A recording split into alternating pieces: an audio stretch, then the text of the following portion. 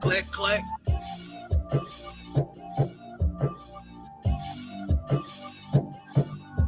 Two-edged weapon, lethal, 1-0-0, Danny Glover. The limelight never shine bright when you front looking at your mother. I never wait till the time's right, saying Christ over any other. The picture worth 1,000 words, homie, I'ma judge a book by its cover. Who kidding with you? Corner rappers sound like Big Wisher. Though you head first in the mirror, so you never ever miss the big picture. I can't reach it. I'm feeling illiterate. Suddenly the rules, how a legend supposed to move, changed up a little bit, and I hate it. All I see is bag nothing, plea copping and flag tucking, blackface and verse ducking. I hate it. Telling me wear a mask when I ride through. I just wanna see your whole face, cause I know the eyeballs lie too, and I'm good, man. This here party ain't my party. Invite only and I ain't party. Yo, masquerade, masquerade, masquerade. Blast off when that mask off, girl.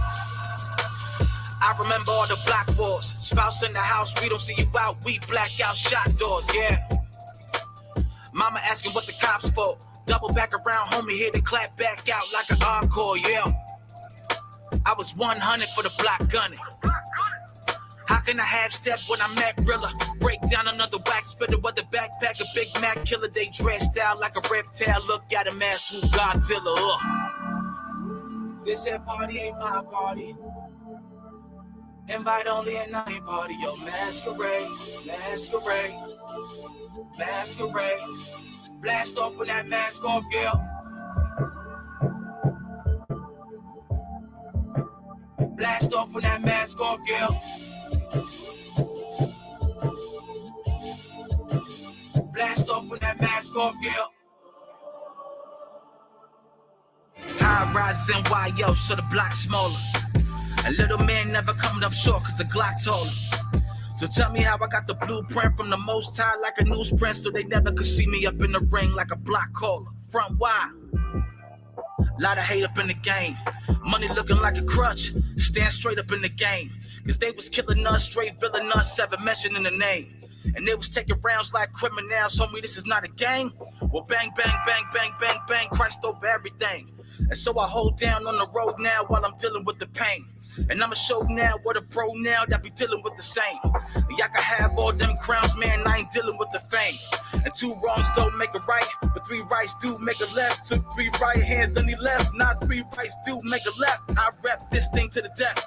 This is my day for it, I stay for it. Don't flee war, I pray for it. This cost blood, I pay for it. This teamwork, no lone effort. That's Yahweh, my lone shepherd. This my spot, don't clone leopards. I hold strong like tough leather. I drink rap and I puff letters. This us weather, I bluff never. It's one God, it's too real. It's three words, forever.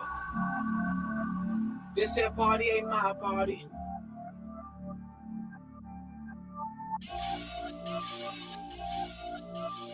Masquerade.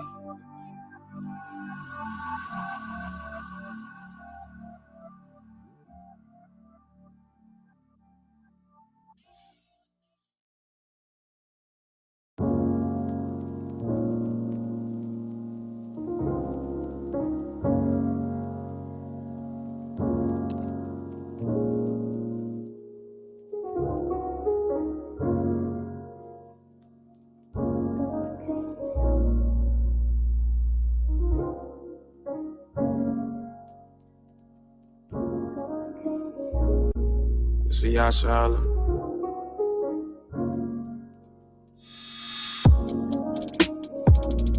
Just fire with me.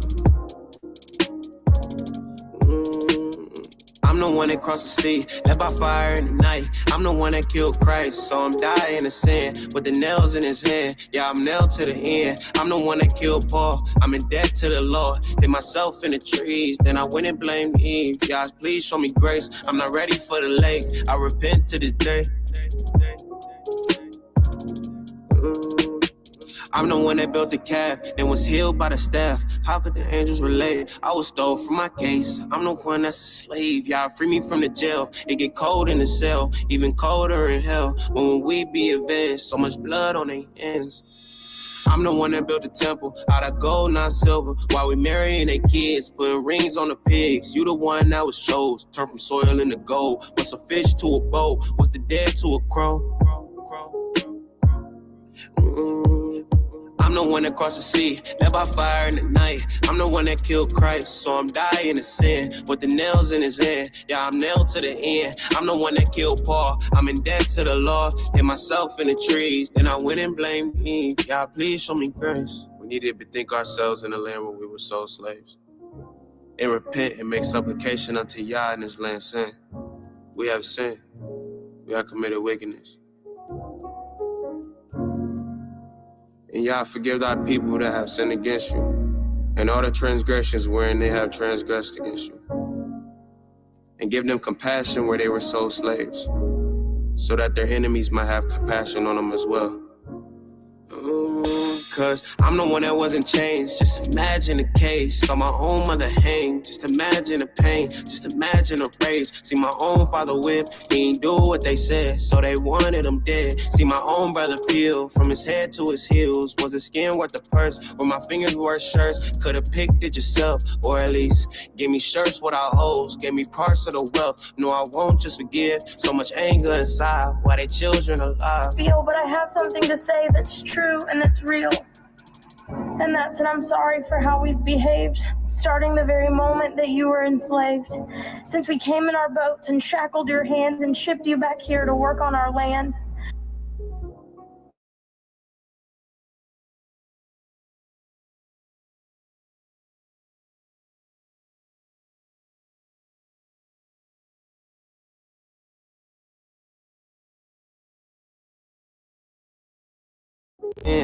I'm in debt to the law, and myself in the trees. Then I went and blamed Eve. Yeah, please show me. Just follow me. Yeah, please show me. Just follow me.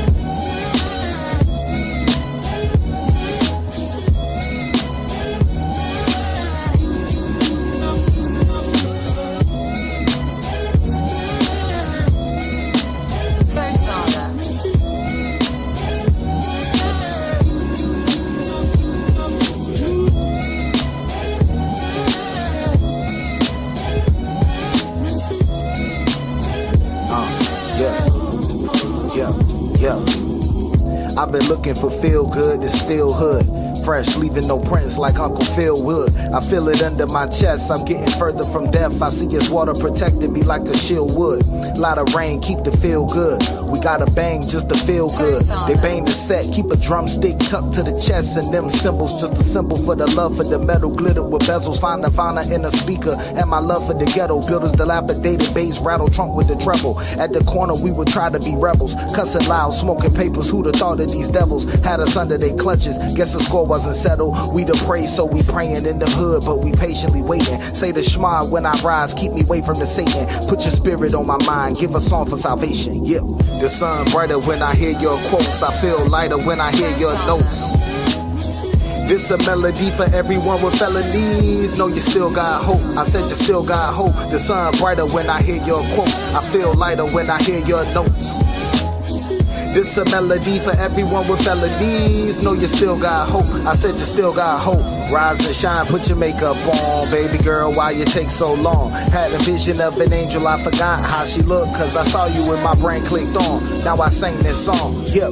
Rise and shine, get your makeup on. Baby girl, why you take so long? Had a vision of an angel, I forgot how she looked. Cause I saw you when my brain clicked on. Now I sing this song. Yeah, like Lottie Dottie got the spirit riding shoddy with me. She a baddie, take her to parties with me. Help me focus on my studies and we always see the darkest secrets. We read at night when the Father teaching. We keep it light, trying to brighten the night. Even though stress is mounting. Had encounters on the devil's mountain. Felt the trouble when I stepped in the door and I should have never doubted. He sent an angel and I felt his power, still got hope. The sun brighter when I hear your quotes. I feel lighter when I hear your notes.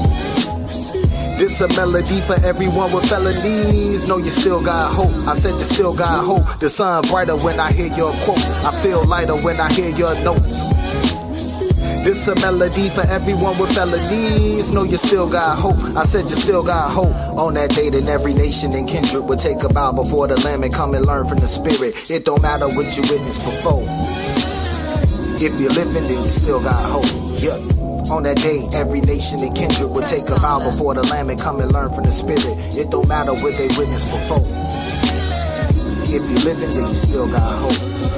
Yeah. It's brought around over here on this table. We want to make sure that everybody can line up and just get through smoothly. Put the plates, the forks, all that, line all that up. Hold on real quick. Move the tables over around the side like that. Yeah, because we got to make sure the walkway is clear for people to get to the front. And then when we line up and do the prayers, we're probably going to like have everybody come around this way. And then we'll have Adawan Kanal do the prayers on that side. They'll start from the left and come all the way down.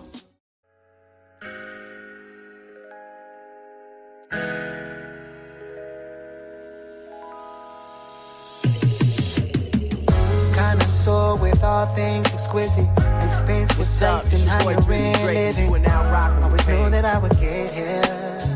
Let's toast to the life of excellence, like different views on this level. Yeah. Yeah, I got different views since I done came in this truth. Yeah, I got different views, that's why I jumped in the booth. I'm a Jew, you could tell by much more than my hue. Got the elegance of a duke, aristocrat is the move. I exist amongst gods, giving earth living food. A prince of the power of God, soon they'll see the root. I dived in the book, came out with wisdom and truth. I learned to spit it real smooth through the ways of YouTube. Blessed are the feet of them that decided to teach. Let's be his voice, the way it right on this beat, counting sheep. Every one of them that go out and preach. After they heard the word, the spirit decided to keep in the street. While they preaching to the chosen and meek, but not peace. What we saying make you wake up from sleep. It gets deep. With this type of shit, you cannot be weak. Cause if you weak, you can wake up in the hands of the thief. Different view. Connoisseur with all things exquisite, expensive taste and higher end living. Always knew that I would get here. Let's toast to the life of excellence, like different views on this level. Yeah. Yo, it's been a minute. Yeah, it's been a minute since I've been in the booth, but I told you I wasn't finished. I promise on the mic I can still put on the clinic. Eternally one of the 12 princes. You see these fringes? Since I was a youngin', I always feel like a judge. Born an aristocrat, royalties in my blood. Still the prodigy, known as Easy Money the Prince. Just walk with a new light, the kind that you can't dim. I told niggas I'm back and we shooting above the rim. The flow of Cash Money shot, I showed you I got the print. Ain't been in the booth since I was 17 years old. Suckers thought I fell off, now I've been getting dope. Been sitting back, out here working on my glow. Bruise rocking, big chains, Rolex watches for show. Expensive garments, lilies not crosses. If you come through, baby, please be cautious. Connoisseur with all things exquisite, expensive taste and higher end living. Always knew that I would get here. Let's toast to the life of excellence, like different views on this level. Yeah.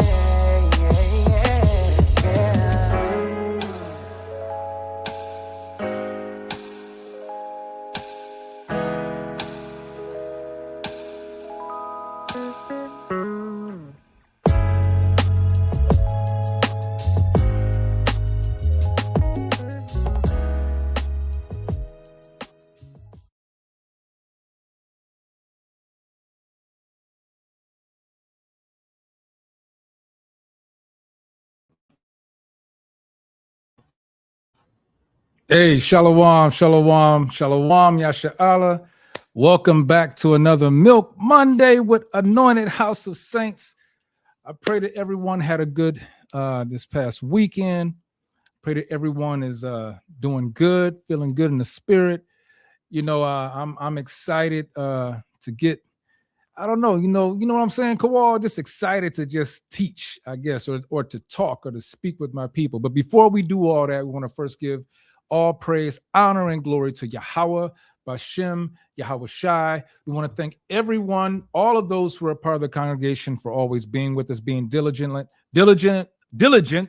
and coming and being with us in class and learning these lessons. We are a Hebrew. Well, I'll say this way. We are an Israelite school, right, that teaches the word as it is written, sola scriptura. We keep the commandments to the best of our abilities. We are thankful that you are here with us because as we teach, we also learn. But this is another Milk Monday. I'm your Captain Knock. I'm going to let everybody else introduce themselves and we're going to get into it. Y'all already know what it is, man. It is Kowal the Lion, Officer Kowal, in the building with you again, this time on a Monday. There you go. All praises to the Most High, man. Listen, I'm excited to be here. You know, we're getting ready to get into a subject or whatnot. Probably thought we weren't going to talk about it, but we're going to talk about it. All praises to the Most High, man. Definitely excited. We're going to get into some things, man. Continue to be on the lookout. Watchmen, be on the lookout, man. Love you, Yasharala. And as y'all know, we got this is Captain Eliel. I don't know, is he on? I'm not sure if he on or not. Not sure. But if he not, that's all good because we're just gonna go ahead and give a few announcements here, and I'm sure Captain will be available in a few here. So let me do this real quick. We're gonna go ahead and get these announcements going. Gonna pull up this calendar real quick because hey, what we like to do at Anointed House of Saints is keep all of our family involved and informed on our holy feast days and our new moons. And as you can see on the calendar for Feast Day Calendar 2026, we will be having our new moon class. Our new moon lesson will be on tomorrow. So be looking out for that. That is the 5th month, right? That's the 5th month. I'm not going to tell you what they call it because we're going to learn that tomorrow for those who don't know. But if you look over to the left side, we got our feast days. Our feast days are lined up. Our next feast day coming up will be the Feast of Trumpets, which is September 11th. After that, we, of course, right behind that is Day of Atonement. And then another major feast day, which will be our Feast of Tabernacles, as we like to call it sometimes. We just call it Feast of Tabs or just Tabs. That'll be coming up. And matter of fact, let me go ahead and pull up. Let me pull this up real quick. Because since we're getting really close to Feast of Tabernacles, aren't we, Kawal? Yes, sir. Hey, listen, man. Y'all might want to get on out here with us for Tabernacles, yo. It's going to be a great time in the spirit, man. Definitely getting the tents up and all of that stuff. Absolutely. It's going to be nice, man. Please come out and join us. Absolutely. As you can see up on the screen, you got Daniel 7:18, and that's our motto. But what it's saying is dwell among the saints, dwell among us. Feast of Tabernacles 2026. We will be congregating from September 25th. That will be that Friday. September 25th is a Friday to the 28th. We will be congregating on those particular days. And we understand, that it should be a full week. But as we understand living in captivity, we are limited to certain things. So, but we're going to memorialize these feast days, right? We're going to keep them as we are commanded to do. So we're going to congregate for those who are able to get off from work as much as possible. We'll be celebrating that from the 25th to the 28th. That will be in Greensboro, North Carolina. And what we want is we want families to come out. We want the families. We want you to bring your other family members out to the feast day because they need to know what this is about, right? Anybody want any more information about it, please check our website where you can get more information. You can register at anointedhouseofsaints.org. That's anointedhouseofsaints.org. All right, and that's where you can get the information for the Feast of Tabernacles with Anointed House of Saints. All right, let's get this. So we got Captain. Oh, there he is. There he is. Shalom, Cap. Shalom. You on mute?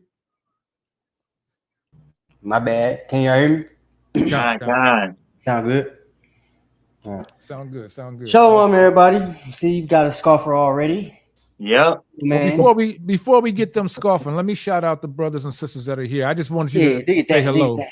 Yeah, because I know. Shalom, everybody. Pour my apple juice. Get ready for this. Hey, any brother who wants to do the work, any brother that wants to do the work with Anointed House of Saints, you can do so. If you want to prospect with us, you can do so by sending us your interest through email. Please send your interest to anointedhos@gmail.com. Make sure that you put your name, your phone number, city, and state, and also on the subject line, make sure you let us know that it's for the prospect phase, so we will know what you're hitting us up for, and we can get that information out to you promptly. All right. Also, any sisters who want to do the work of the Lord with Anointed House of Saints, because we know that in order to get the kingdom, we got to have our leaders, our men, right? And we need our women. We need our sisters, right? So we need y'all. And if you want to do the work and want to work with AHOS, please let us know by email. That's also anointedhos@gmail.com. Also, any brothers or sisters who may not be with the congregation, who may not be with the camp, who may not want to join the camp, and they just want to, listen to the lessons, be able to have access to the camp leaders and the brothers and sisters of the camp, you can become a part of that if you want to be a part of our AHOS congregation. Now, how do you do that? Same way, send us your interest through email, anointedhos@gmail.com. But know this, that there is a questionnaire that we give to everyone who wants to join the congregation. Once we give that information, then we'll give you the information as to how to join the HOS congregation. All praises to the Most High for that. All right. Let's see what else we got. Let's go ahead and get these shout outs going. Get class going. I want to see who we got. As always, want to give a special shout out to Mother Johanna. Shalom to you, says Shalom. Good to see you as always. Shalom. Shalom to the mighty soldier Nadia. That's Mr. Engineer. Shalom to you, King. Shalom. I don't need to say Shalom to El Aristocrat. He's on stage. I said that. All right. Shalom to that mighty soldier DTA Twan back in Georgia. Shalom to you, King. Hope to see you soon. Shalom. Shalom to the mighty soldier out in Cali, in the Bay, Cali area. That's our soldier Gary. Shalom to you, King. Shalom as always. Shalom to the mighty officer. He on stage. I ain't got to call him out. That's my good officer. I said soldier. That's officer. Officer Kowal. Shalom to the mighty. Wait a minute.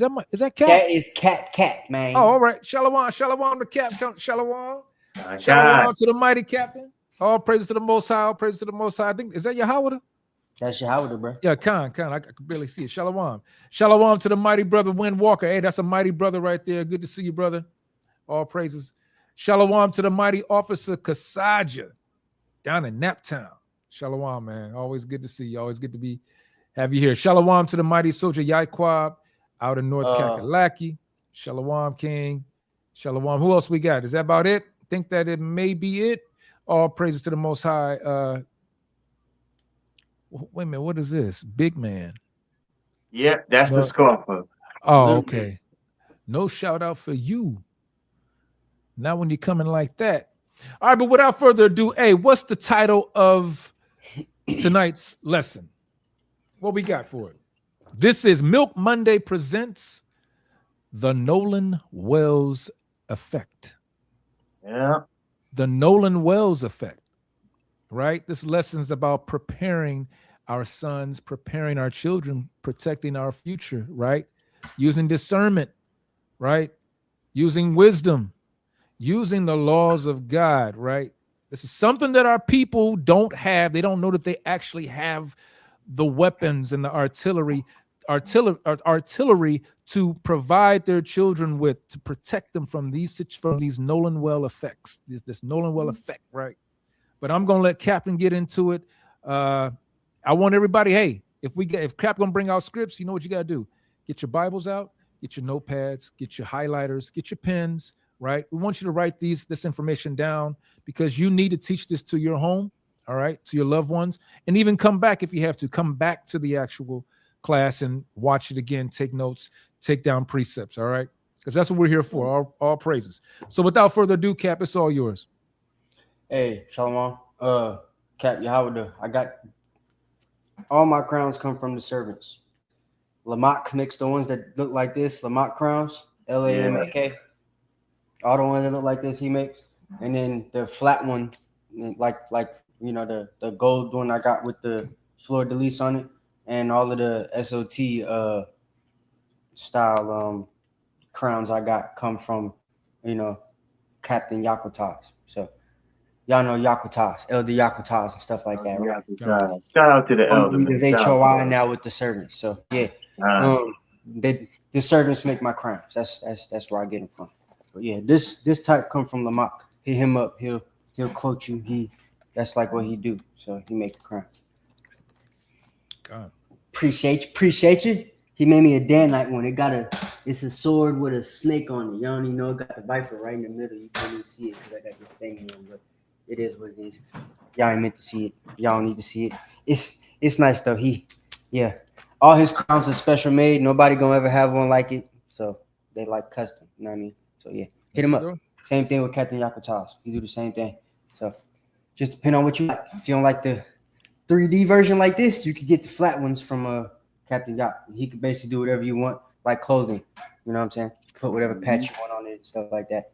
So smooth. You can wear those like every day. It won't make you look like you cosplaying and shit. So look like a headband. I'm just saying. So, but yeah. So we are here to talk about Nolan Wells. We're here to talk about Gerard Jackson, and we're here to talk about. Well, we ain't gonna really talk about Carmelo Anthony, but you know what happened with him plays a factor in what it is that happened here, right? So, yeah, if we look back at the Carmelo Anthony case, since his happened first, Carmelo is a dude that he put himself in a situation where he stabbed a white guy in a white community, right? And that's gonna be the situation for any of us if we stab a white person in America. I don't care where you live at. I don't give a damn if it's the hood. At the moment that you stab a cracker in the hood, it automatically ain't the hood no more. They're gonna find a way to make sure that it's not your community no more after that. So the way you get tried, the jury you're gonna get, all that type of stuff. It's never gonna be your people, or it's never gonna be equal to what it is that it's gonna need for you to be able to get out of that situation. So that's the way it works, right? So we get to see how the system works when you're on the criminal side of things, right? From Carmelo's standpoint. You stab a guy in self-defense. They got the videos out there. You can clearly see it's self-defense. Whether you want to argue it or not. He got a bunch of group of dudes that come at him and stuff like that. The white boys asked him, what's up? One of the kids told you on the trial what the deal was and stuff like that, but they didn't make him ask more questions and everything like that. They didn't allow Carmelo to get on the stand, so it's a whole bunch of stuff that happened, right? So, and I think that was his lawyer's decision. That's why his parents retrying the case with all black lawyers now and stuff like that, which like all of these things play a factor because they're thinking if I go with the white lawyers, I'm gonna have a better chance, right? And sometimes the white lawyers screw you over. They do junk that they don't really need to be doing in order to freaking put you in a bad situation.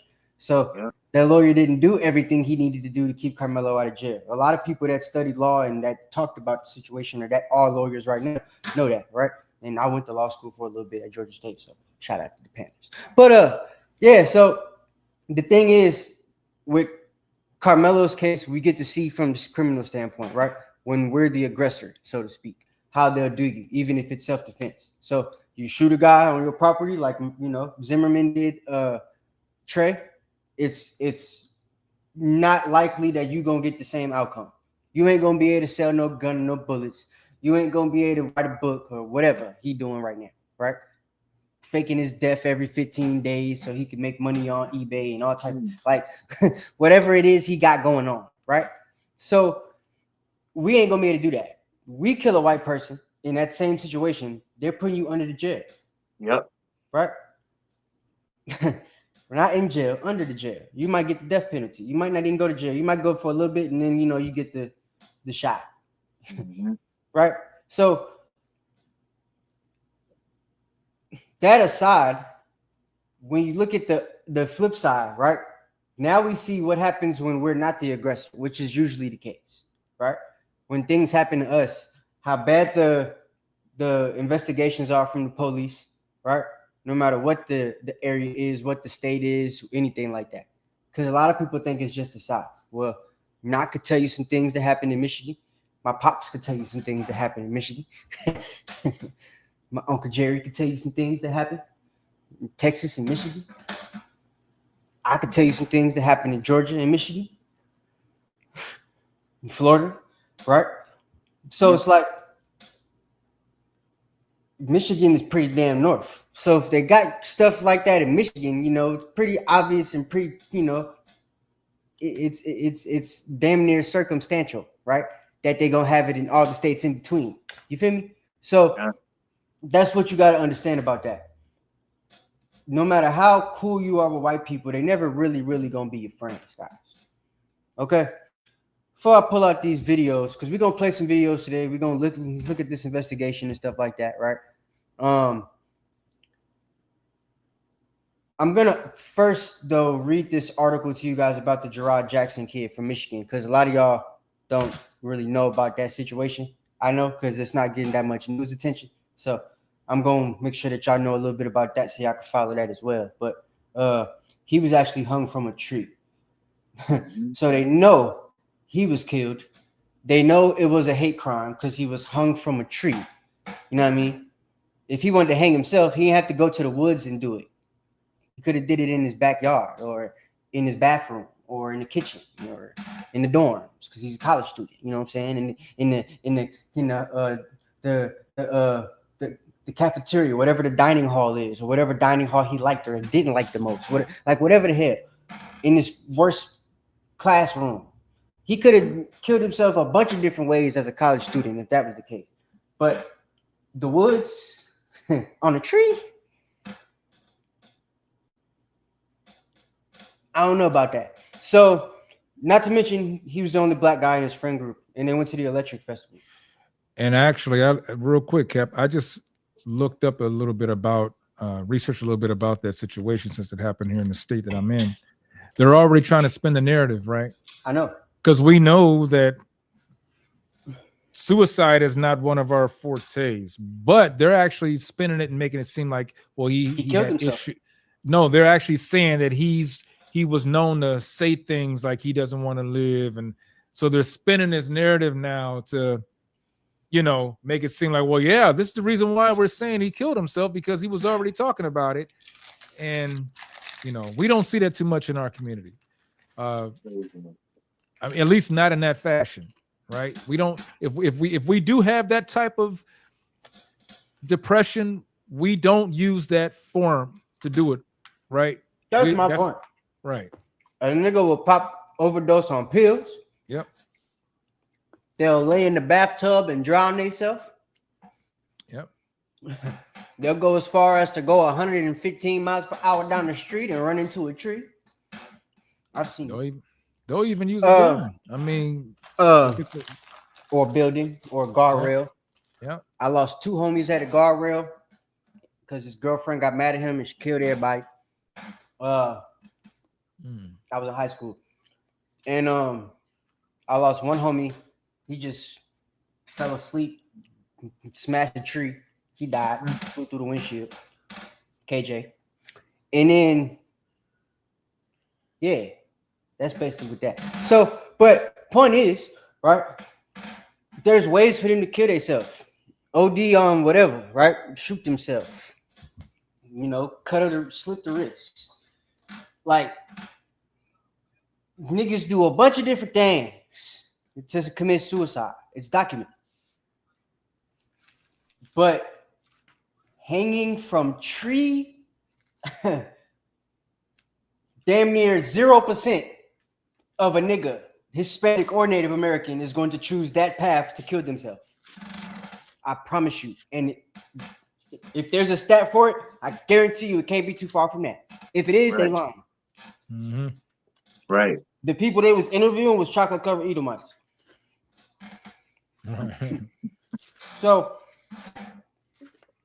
what we gotta understand is, excuse me for eating, but I ain't ate all day, so I'm gonna snack on this for a second. But yeah. So what we gotta understand is, like, our people, they choose a lot of different things, do a lot of different things, right? Even drowning in the freaking, basically the ocean on the Gulf, right? Because that's what they're trying to say that happened to Nolan, right? Mm-hmm. That ain't something he would choose to do. And then it's like, if you've been paying attention to it, they got video or picture evidence now of him being from the deleted, pictures and stuff like that they found off of the boy Evan's phone, one of the white boys, right? That Nolan was actually at Evan's pool party on July 5th. So he did make it back to shore, made it back to their crib, which is actually probably how they got his phone. Something happened to him at the pool party. Allegedly, there was a fight.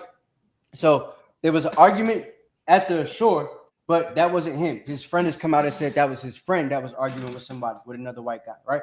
Tried to get in the middle of a conversation he was having with his girlfriend. He said that he told him it wasn't none of his business. And, white boy wanted, probably was drunk, high on coke or whatever the hell. And, he wanted to get in his face and stuff like that. So the brother ended up fighting the white guy. And he was telling him, get me the fuck off this boat. Excuse my language, because, yeah. But y'all gonna hear some cussing today, too. I forgot to say that. Just from the video, not from me. But but yeah, the video that we're gonna play, you're gonna hear him say that on the video, right? So, and you're gonna hear him say what Nolan said at this party when he was about to fight Wyatt, right? So there's another white boy that was on this boat named Wyatt that allegedly Nolan didn't know because he was the only boy that didn't go to the school. He went to another school, rival school. He was the quarterback at the rival school, but he was cool with Warren and Evan, right? So Evan is the one that had the video and everything and the pictures on his Instagram page. He deleted it, right? They all deleted their Instagram and stuff. The parents were able to find, and other kids were able to go through their archives because they liked the picture and stuff like that, right? And find the picture that Evan had deleted, because nothing's ever deleted on the internet these days. So these children was able to go up there and find the picture, and then they sent it into the crump, right? The crumper. That's what we call him in Atlanta, right? Benjamin Crump. So, but Big Benny got that picture. He posted it, and yeah. So that's what the deal is with that. So now we have evidence that he actually didn't die on the shore, which explains what his parents' first question was: why and how did y'all do a whole search on the island and didn't find his body in the spot that you found his body in 2 days later? Because it took about 40 days for them to find him, right? Contrary to what you've been hearing, it was 40 hours. I mean, not 40 days, 40 hours. My bad. But wait a minute. Hours, right? Wait a minute. They found his body on the 6th, right? They found his body on the 6th, correct? But it was 40 hours after the thing, because remember the Coast Guard didn't get called until 11 p.m. on the 4th. Right. So for him to be, but it's like, why would you call the Coast Guard if he made it back on the 5th? So they must have called the Coast Guard. Somehow he made it back. If that's really what happened, because the Coast Guard said that he didn't know about the call, and then they admitted that he did know about the call. Right. Either there wasn't a call on the 4th, like originally stated by the Coast Guard, and then because he made it back to shore, and then they killed him at the party because they was all high on coke, which is what one of his friends are gonna allege, which we'll play today because that came out today. And then the dude that said he was the one that was fighting on the boat, right? He was telling his uncle to tell him to get me off this effing boat because he wanted to go back and finish fighting the white boy. That's what he was saying. So get me off this effing boat and get me my phone, or give me my effing phone. Kind of sound alike when you far distance and stuff like that. But that's what he's saying. When you listen to the video and you realize, get me off this effing boat. That's exactly what the dude on the boat said. So, yeah, and he explains the situation, and he says that Nolan was in the water. He just wasn't on camera. He was in the water nearby. So he was there. He just wasn't, so them kids that was saying Nolan was there and all this, that, they're, and they might have been fighting over his phone and all that stuff they were saying, then that could have happened because they said Nolan was in the water, right? But he wasn't on camera. The guy fighting on camera that you heard screaming for his phone was Nolan's homeboy. So find another white guy. And he was asking for his phone. He was asking to get off the boat. So, but yeah, they all allege that Nolan was at this pool party with Evan, right? That's what we're finding out today. And then they say that he gets into a fight with Wyatt. He gets hit with a pole, allegedly, from what I heard, and then starts coughing up blood, right? Next thing you know, he's dead. They said that they might have stored the body in the boat because the boat was at this kid Evan's house, even though it's Warren's boat, right? They had the boat parked at Evan's house because they said that it broke down and all that bull crap, right? So, and that's why they allegedly couldn't take, Nolan in the first place, because they said that the boat was breaking down, so they had to, leave him with the white girl and stuff like that, because he said he was gonna catch a ride with her. But then she said, "No, I'm going back with my family." And so that left him on the island by himself, with all these other white people that see him talking to a white girl, and he the only nigga on the damn island.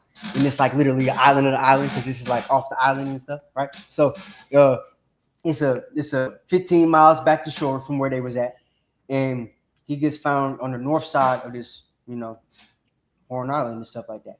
So yeah, and because it's a pool party, all them black kids that like them white girls and stuff, they got the heck on.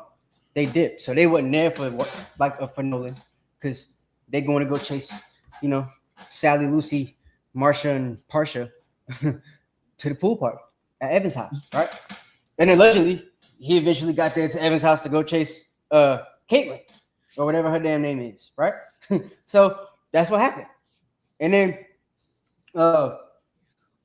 he somehow gets hurt at the pool party, right, in a fight, and he don't make it.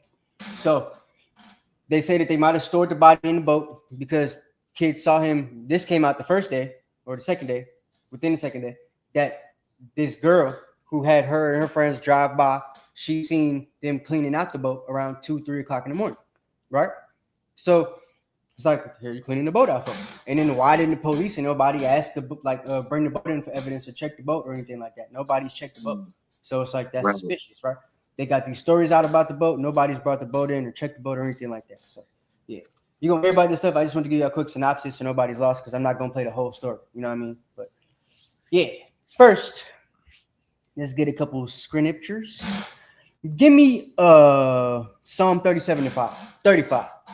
Psalm 37 and 35 to start. Because a lot of y'all, because of the day and age that we're in, 2026, a lot of us, or I ain't going to say us, a lot of y'all, Black, Hispanic, Native American people, forget to teach y'all kids about the true nature of the so-called white man, woman, and child, right?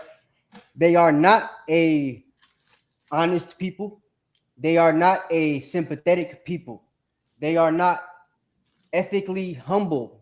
They are not giving or caring, right? I don't care who they are. If they act like it, it's an act to try to get something from you or to try to show you something because of guilty conscience. If they're able to act in their natural state without having to worry about guilt, because that's a big thing that a lot of them deal with these days, which you can see in the internet. We're going to play a little bit of video of that now, right? Any of the white people that are honest about other white people, they deal with what's called white guilt. Yeah. They tell you it's always white people. It's white guilt that makes them think like that, because they now have to, they're around a bunch of black people or minorities. They must be broke ass white people, right? For the most part. That's typically the thing, right? So they live around us and they get to see our struggle every single day. Even though they're in our neighborhoods, they not, of our struggle, if you understand what I'm saying. They can fully afford the place that they live in. They're living like below their means. Or if those are their means, they still can afford everything. They got a good job that allows them to not have to worry about ish. They get to go on family vacations every single week and all that crap, right? So it's like we always could see, no matter what, the situation for them is always different for us, right? So those of them that are ethically responsible enough to realize that, or morally responsible, I should say, to realize that, right? They just see it, and then they're able to, damn, why is that? And then they start to think about slavery and the quote unquote system, whether it be economic, whether it be the prison system, whether it be the judicial system, whether it be the system of hate from white people, which is what we're going to talk about today. It's different type of systems that we got to deal with as minority, Black, Hispanic, and Native American people on this planet, right? And when I say minorities and I label those three, it's because those are only three freaking I'm talking about in America. And the people that descend from them scattered abroad, right? If you don't go by those three titles, that end up coming to America or to the UK, because the same thing happens to y'all there, right? But when you're in a place that's predominantly white people, where you got a lot of us at, there's always specific rules and specific ways that they treat our people specifically, right? That nobody else gets treated like, no matter what the situation is, no matter how bad of a person they are. If they're put in jail, their sentence for the same thing is always less than what we get. Yep. They might have did worse than what we did, but their sentence is always going to be less than what we get. There's a reason for that. That's a systematic thing, right? So smart white people that are morally responsible, they just tend to catch on to that. And they, white people, oh, there's a reason for that, right? There's black people that don't want to believe it, don't want to blame white people for it, right? And we're not saying make this the reason why you can't get a job and all that type of crap, because we ain't saying that. All of us are employed. We all try to take care of our families. We could probably take some trips, right? So it's like, yeah, that's what I'm saying. So we ain't no broke niggas over here. But I'm just saying, the thing you got to understand is the majority of our people have a mindset where they think that these people are your friend. And if I just get into the Bible and put 2 and 2 together, the Bible is telling you they're not and they never will be. If you see yourself as the person of the Bible, the only people that you could put in these positions would be white people, Asian people, and certain Arab people and the Muslims and stuff from Africa and stuff like that, right? So, but because that's mainly who we see here that give us the hate. They the ones that be in our neighborhood with the stores and all that type of stuff, that be following us around and hitting us with the broomsticks and serving us the food with the eyeballs and the cat hair and all that crap in it, right? So, right. Yeah. So that is what we got to deal with from these people. You know what I'm saying? So Psalm 37:5. The book of Psalm chapter 37 and verse 35. And it reads, I have seen the wicked in great power and spreading himself like a green bay tree. Yet he passed away. Oh, go ahead, Adawan. I've seen the no, you good. I was trying to, drink the drink, my bad. But we've seen the wicked in great flower, and he's spreading like a green bay tree, right? When you read Job, it tells you that the earth has been given to the hand of the wicked. So he's literally able to spread his wings as far as he wants to spread. Right? He got the whole earth. He done took it over, right? He done mated with other people to disguise himself as other people, but they still Edomites. Yep. Right? And they got power. And they trick you. Like Bob Marley, for example, right? You know what I'm saying? Mm-hmm. So like, our people are put in situations where we're the coolest people on the planet. People follow us for those type of means, but those things never put us in actual power. So we're always in a situation where we have to be submissive to somebody, right? Which is part of the curses. But because soon everybody else will have to be submissive to us. But what comes with that is, like, what comes with the submission is a never-ending state of always being at risk of a bunch of crap. Right? Like, in this day and age, you could lose your job. You could die. You could, get hurt. You could get into a fight and get thrown in jail for something that you didn't even start. You could get pulled over and get thrown in jail because they planted something on you. You could get pulled over and get thrown in jail because you actually had some shit on. You could, but you got pulled over because of he just thought you had something on you. You wasn't doing nothing wrong, and then he just boop, boop, and then he got lucky type stuff. Or you might be, swerving and derving and stuff like that, and then you get pulled over. There's a bunch of different ways you could end up putting in a situation here, though. You could lose your job. You could hit your boss in the parking lot, or your boss could hit you in the parking lot. And because he don't want to get insurance involved, but you get insurance involved, you end up getting fired because you had to get insurance involved because he hit your car and you had to get it fixed. Right? So, like, I've seen it. So, yeah, those type of things that happen in Joel. But that's type of stuff that happens to Israelites, right? Or to Black people, Hispanic, Native Americans in general. So we have to put ourselves in a situation where we understand what's going on and that we train our children on what's going on and who these people actually are and the things that they can do and are capable of doing to us and our children, right? So that's the main reason why we have in this class, all right? I know we've been running our mouth for a minute, but I wanted to bring those out just so y'all understand, right? That these ain't no regular people. These ain't no jokers. Something else, one more scripture, right? Give me Psalm 58:3 real quick, right? Because something else I got to understand about them, right? Y'all think it's just a sometimey thing, them like lying and stuff, never telling the truth about things and getting away with it. but it's not a sometimey thing. It's something that they've, been doing forever. You feel me? Psalm 58:3. Done. It's the book of Psalm, chapter 58, verse 3, and it reads, "The wicked are estranged from the womb. They go away as soon as they be born, speaking lies." So his first word is dad, dad, mama. Second word is and anytime his parents ask him, "Little Timmy, did you do that?" He go, He come from the womb speaking lies. He's a lying mother trucker. The so-called white man, the red man, whatever you want to call him, the pale face, right? He's got a forked tongue. Whether it's with you or his parents, he will stab you with his words. Yep. Yep. Or she. But that's what you got to understand about these people, right? They will lie. It's in their blood. It's their nature. From the womb, from the beginning. They will lie as early as it's convenient to do so, is what this is telling you. Right? And once they see it gets them out of trouble, they will continue to lie because there's no consequence for doing so immediately. So that's what you got to think about. You got to tell your kids that. Because knowing that and telling your kids that, it'll make them think, should I even deal with these people? Because if something happened, they're going to lie on me. And I ain't got the complexion for the protection. So I'm going to be the one in trouble.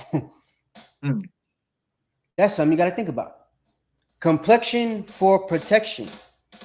Because there's one complexion in America all over the earth that gets protected when certain things happen.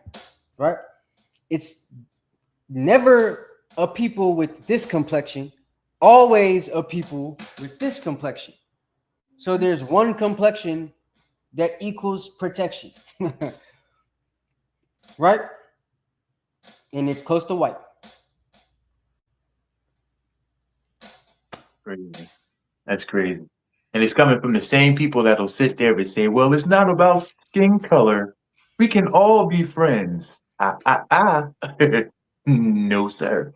We can't be friends. There's no way. You were called my enemy from the beginning. Yeah, I'm saying Deuteronomy 28 and 68. That it's not about skin color is actually one of the many truths, or one of the few truths rather, that they, don't tell. So you kind of take that and twist it. One of the few, whatever. It's truth and they don't do truth, okay? But the reason why is because, like, white people, when it comes to them telling lies, they can tell a lie from the beginning and it be something that you knew was a lie from the jump, right? But because of their complexion and their protection, they're going to get away with it. That's just the way it works. So our people, when it comes to us being put in a situation where we're like pitted against them, it's never going to be a situation that we win. So us, we got to understand that, like, it's best to teach your children once you know the like nature of these people in this type of situations you could get put in. If you in a situation where they can lie and when they can get away with it, because they're gonna get away with it if they can lie, right? You're rarely gonna see them tell the truth, especially if it involves them getting in trouble. If they have to do time and you have to do time, you're gonna be the one doing time because they're gonna lie about it and they're gonna get away with it, right? Even if evidence goes against them, you're still gonna be, it's gonna be a white jury or something. Something's gonna put you in trouble, right? Or the judge just gonna convict you. It happens like that too, right? So, yeah. But, I had a cousin named Mark, and my cousin named Mark went to jail, but it was my other cousin Mark that committed the crime, and he spent like 6-7 years in jail till they realized, oh, it was the other Mark. They just related. You know what I'm saying? Before they got him out. Had it been a white boy, he probably would have been out in a couple of days because they would have been like, oh, it was a clerical error. This is wrong, wrong dude. So that's the type of stuff that happens to black people, right? What were you about to say? I was just, you brought up Psalms 58, right? Huh? About the wicked being estranged, and the Bible tells us, to teach the laws and commandments to our children. That includes those people and nations that we were not supposed to deal with, right? And the thing is like, think about it. I'll go with Kawal can roll with me on this. Kawal, did you have friends of other nations that's coming up as a kid? God, facts. I remember one friend that I made. It was my first friend that I made when I moved here to Richmond. I was in the 3rd grade. His name was Jason CJ. Okay.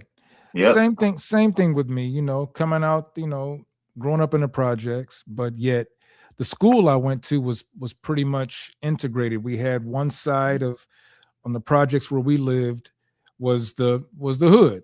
And you go across the street where the school was on the other side of the street, behind the houses, behind the projects, and that's where the more affluent other people of other nations lived, right? So I was able to go to a school where I had a lot of different friends from different nationalities. Played sports with them, went to birthday parties, went to cookouts and stuff like that, and graduate, and hey, in our ignorance as children, we don't know everything. You know what I'm saying? You can, they give you that innocence because, we haven't had enough experience yet to know how the world really is, right? But the Bible tells us about it, right?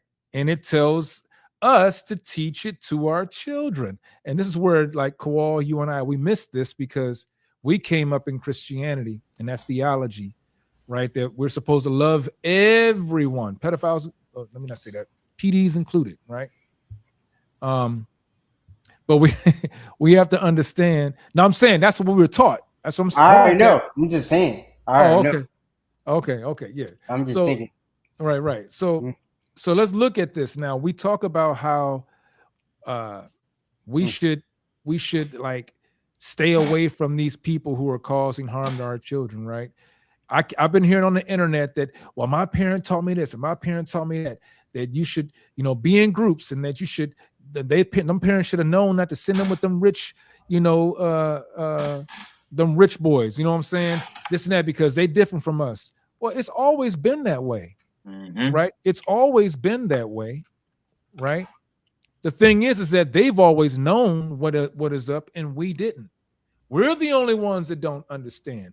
And I can tell you how I know this. If you look at the Asian community today, you go to any major city and you find the Asian community, you see them working together. Yep. You see them living together. You see them communicating and congregating together. You find many Chinatowns in many of these major cities, right? Not only that, you can talk about the East Indian, the Arab. They all hang with each other. They all congregate and they all take care and love one another, right? And we know that Esau does that. That's there. The only group of people that don't do it, well, we know what that is, right? Yep. And instead of us trying to come together like they are, we want to be accepted by them. And that's the problem. I got a story, true story, and I'm gonna make it quick. All right. Is that all right, Cap? Yeah, do your thing. Okay. We're talking about this. We're talking about today. Bring your children. Y'all need to hop on this thing, for real. Yeah, the children should be on here. Right. Yeah, there's no school. So check it out. I live in Michigan, right? I live in Michigan. Now, we've always heard stories about what happens in the South. The South is where slavery was really cruel and vile. And a lot of our people don't realize that slavery was all over America at one point in time. It wasn't just in the South, right? There was a point in time when there was slavery up here in the northern states, just in case y'all didn't know that. Just give you that little information, right? Look up the research, you'll find it. But if we look at it today, we think of the North as being, that's where the cool Edomites hang out. They're not as such and such. Hey, Salaki. Who said that? Your most famous presidents lived up north. Say that again. This president lived up north. So middle to North Georgia. See? Right? Your Pennsylvanias, your Washingtons, your, New Jerseys, New York. Like, it was only niggas from like Andrew Jackson and Quickly and all that other, people you don't know other than Andrew, that's from the South. Right. So just putting that out there. But go ahead. So yeah, so this story is about, actually, this is personal to me because this actually happened in my own family. This happened to my son.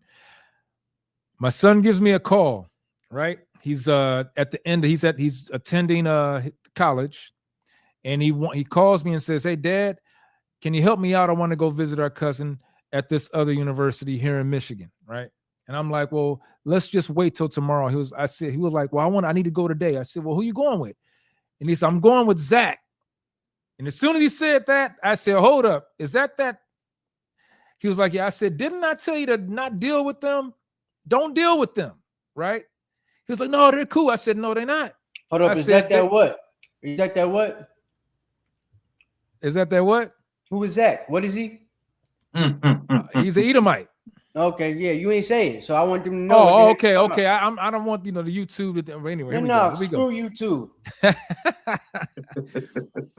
But it was an Edomite, right? And this Edomite actually was a roommate, the first roommate of my son in college, and this is how my son got introduced to their frat house that he was attending, right? Hey, now call them YT boys. They know. There you go, the YT boys, right?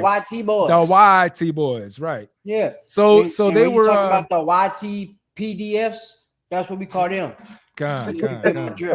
Yeah, right. Go ahead. So he was asking, he wanted to go to this other university to visit his cousin. I'm like, "Well, why are you going with them?" He was like, "Well, they invited me to ride with them." I said, "Well, go with your other homeboy. I'll give you something tomorrow. You can go." I hang the phone up. I get a call later that morning at 3:00 in the morning. His mother's calling me screaming, saying something happened to our son. So I raced to the university, about an hour and a half away from where I was. I find my son on campus. Police and ambulance are all there. He got blood all over him, cut up, bruised up, knocked out, drunk, high, whatever you want to call it. I get him in the car. We get home. And I really get a chance to look at him. And my son actually had literature marks, like a noose had been tied around his neck. It was so bad that it was purple and reddish. You could actually see the marks within his skin. It had bruised it that bad, right? So I'm thinking, I'm like, what the hell happened? So I didn't tell you this part. How we found out that my son was in trouble, there was a young lady, another YT lady, who was walking at campus in the evening. And you told me that. You told me that part. Yeah, and saw my son and recognized him because they actually went to high school together. Later on, when she called me to check on my son when we got back, she said that she found out that my son was at a YT frat KKK house. And his friends took him there and they jumped him. And his friends didn't even help, or his so-called YT buddies did not help him at all. And I did get a chance to run into him, but I had let's just say I had the mercy of God on me, and I just left out the place because I didn't want to cause no more issues. But I bring all this up because when we teach our children, people say, "Well, we don't want to sound racist." It's not about being racist. It's about being safe. It's about being obedient to the Most High, right? That's what it's about. We can see other nations that will do the things where's that scripture where it says that if he gave it to someone else, what's that? Anybody know the scripture off the top of their head? That they would follow him? You know what I'm talking about? What is that scripture? I don't know what you're talking about. Find that one real quick. But the thing is, we got other nations that understand what unifying amongst their own people is, and we're the only ones that don't. But yet we want to be so accepted by these other nations, and specifically the YTs. We want to be accepted. And a lot of times that comes from us being envious for the things that they got that we don't. In turn, we treat our own people like shit. We have no respect. We have no concern. We have no mercy. We have no loyalty. You know what I'm saying? We give that all to the other nations, right? But what do the other nations give us? Well, we see Nolan Wells' situation, Carmelo Anthony's situation and even the Gerard Jackson situation, right? I just wanted to give a little bit on a personal story of what happened with me. And I teach my sons, right? I teach my sons, but you know, once they get to that older age, they act like they understand the world, and they realize that they still don't know anything. But we need to make sure we teach our children what God says and how we deal with these other nations, right? We should not be friends with them. And let me say this, of course, we're going to have to associate with them. Of course, we're going to have to work with them. Of course, we're going to have to be cordial with them. But that don't mean we have to be friends with them. That don't mean that after work we go and hang out, you know, at the in the backyard at Jason's house. You know what I'm saying? Right. That's not what we're supposed to be doing, right? But I yield on that. You got it, Cap. Yeah, you know what I mean? And did you find that? Oh, is that it, Ezekiel? Well, hold on a second. Let me see what I got to say real quick. So, but I also had a friend. Well, when I was growing up, I grew up in an area where, you know, white people was prevalent. Snellville, Georgia. It's black folks now, but when I got there, black folks wasn't nowhere to be seen. My parents used to count the black people that they could find when we see them driving on the street. We used to count the black people in the city when we driving. It'd be like 5 by the time we get home after the whole ride. So, so like, and it'd be the same black people. Like, you know, oh, that's yeah, we saw them last time. You know what I'm saying? Type stuff. So, that's type of small town I come from. And I had 2 friends growing up in the neighborhood I was in. I grew up in the hood at first, and then I went to 2 at a time, all black people, all my like with my friends. That was 0 to 3. Once I got to 3, parents moved to the suburbs, went to Snellville, Gwinnett County, right? Before Katrina, it was completely white. Wasn't that many black people there. Feel me? So I went to the same school that Lou Williams went to and stuff like that. And the reason he went there and was able to, you know, go from high school to the NBA is because he went to a school with a couple black people. So in a town with a couple black people, in a conference with a couple black people.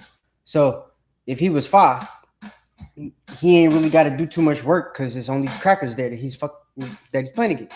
You know what I'm saying? So he's not playing against no black people like it is now. It's not no competitive nature where it's this dude's the best guy on the team. He's like LeBron, and this dude's the best guy on this team. And he's like Allen Iverson or something like that.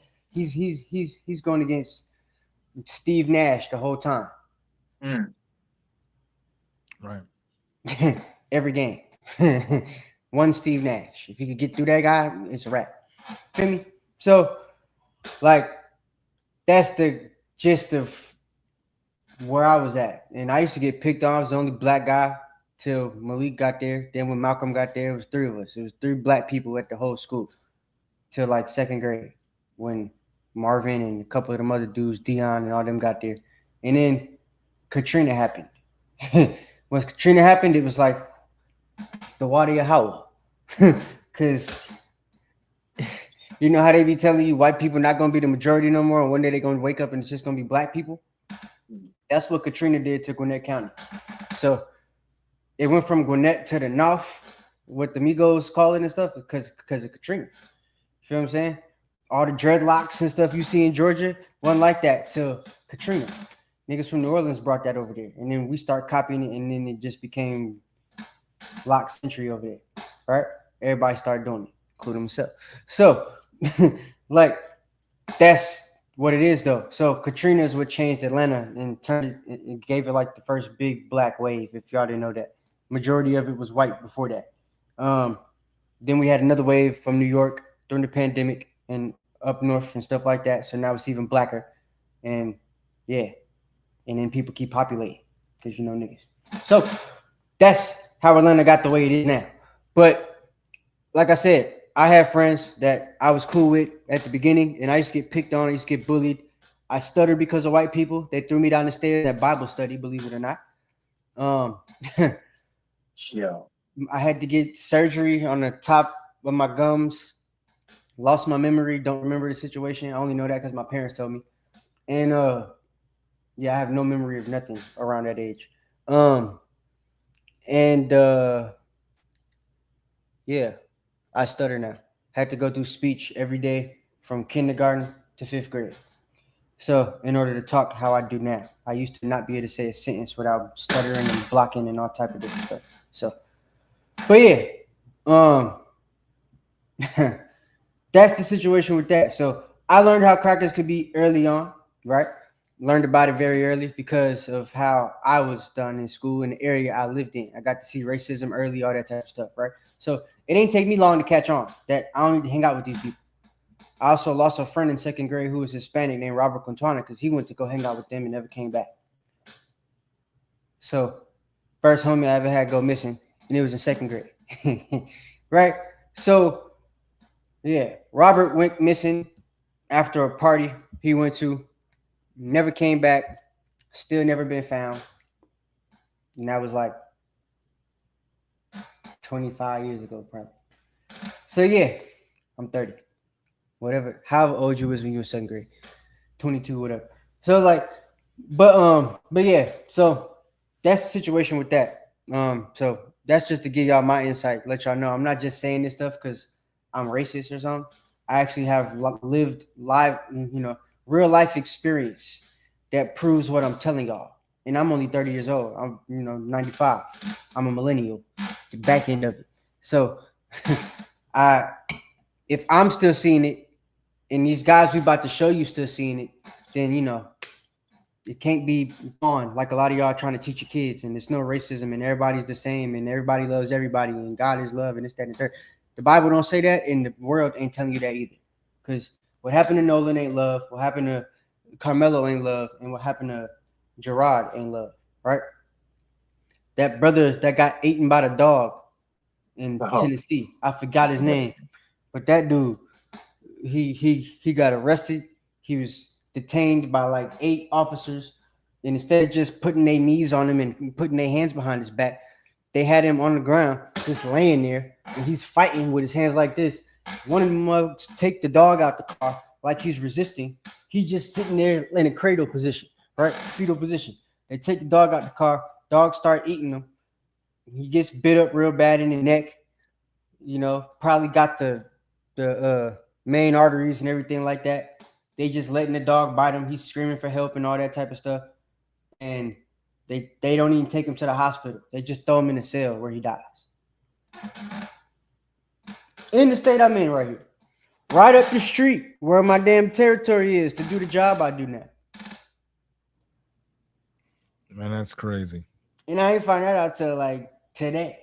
That happened here. The freak. So yeah. Got to be careful. But that's what is going on out here, right? Ain't no different than where I come from though, because like I said, Georgia was the same way. It's the same thing, right? That's the state that killed Ahmaud Arbery right up the street, right? So yeah, for just jogging. You feel me? So yeah, can't jog where I'm from. And here, if you get arrested, they will put them dogs on your ass and probably kill you. So it's the same thing they did in slavery, though, right? Got to Them be dogs careful, was used for. right? We got to stay on the low. But check this out. So one of the 3 reasons why we're going to tell you to corroborate our stories and lived experiences with these people is first one is going to be Gerard J. Jackson, right? A 28-year-old brother that died on the 30th of June, 2026. This year. Couple days ago. Right? So he goes to the Electric Festival, right? So, which is in a like a music festival, electro music, that that like all that crazy music the white folks be listening to. They just it's called electronic. Yeah, it's electronic. Yeah, that crap. Know what I mean? So all that BS. When they be listening to that, he apparently was into that crap. The only way you a black kid that even listens to that music is if you was trying to fit in with white people at some point. Yep. Because if you a black kid trying to fit in with black people, we ain't even gonna let you do that to yourself, brother. Mm-hmm. And y'all know that. We don't listen to that. So if you're a black person that's not trying to, fit in with them, that's not even gonna be a choice music that you're gonna listen to, right? You're not gonna listen to much country music, none of that crap. There's a couple black country singers now, but a couple years ago, nah. Right? So it's like, and those of y'all that did, you only liked it because at some point you was trying to fit in. And if you think I'm lying, look back at your life. This is how it is, right? I used to listen to alternative music when I was little because I went to a school where I went to daycare and it had a radio station on the bus. And the damn bus driver, Miss Wendy, I know my dad gonna laugh when he hear her name because she used to make sure that I never get to catch the bus. My pops used to have to come from far to take me to get on the bus. I have to go through traffic and stuff. We get there right at the time it's supposed to leave. She always see my pops pulling up and want to leave to make sure I can't get on the bus, and he got to follow her to a stop and all that BS. Right? So this is a white woman. Mind you, I'm young. All of this stuff happens around the same time in my life. Me getting smacked in, thrown down the stairs, school fights and all that type of stuff, and then Miss Wendy. Right? So I'm learning about white folks early, right? But these are experiences a lot of y'all kids don't get to have these days because now they've learned how to disguise it. They don't teach things in school no more and all that type of crap, right? Yep. So when I was young, they were still teaching us how white folks is, and white folks was the one teaching in the city I live in because it was predominantly white. So they was like, screw these couple of black kids. We're going to teach y'all what we want to teach y'all. So they still being racist right in front of me, Malik, and Malcolm. We just like, damn, okay. You know what I mean? Yeah, so when the little blackies come and just make sure you treat them good, okay? Just be nice to them. Yeah. So, but that's what you had to deal with back when I was a kid. Now, teacher be like, hey, just don't treat Jamarcus like that, okay? Treat Jamarcus with some respect. He's a human too. Notice they say too, because they know that you was taught to not look at him like he's a human. So it's like they'll throw the little subliminal jabs up there so that if you're young, you're not really gonna catch yo, what's going on here? You know what I mean? So, but that's what we have to deal with there. So when you do things like electric festivals and all that type of crap, right? And you're trying to fit in. We need to stop that jump. You need to teach your kids, stick with the black stuff because that's what's going to keep you around black people, right? If you get into white stuff, you're going to end up around white people. And anytime you're a black, Hispanic, or Native American around white people, you are at risk. Yep. Of death or otherwise if you don't die. You know what I'm saying? So new details are coming to light as friends of Gerard J. Jackson and Michigan State Police open up about what happened to the 28-year-old. Jackson was found dead on June 30th. The coroner told his family he was found hanging from a tree in the woods. He was in Roxbury, Michigan for the Electric Festival, a popular summer music festival. And if you know anything about Roxbury, Michigan, it ain't many Roxbury niggas, if you understand me. Which is why the Electric Festival happens there. You dig? If you check out the demographics there, it ain't Detroit. It ain't even Kalamazoo. It's like Bloom. What's that rich neighborhood? Bloomingdale. Bloomingdale. Yeah. Bloomingdale. It's like Bloomingdale or freaking Ann Arbor.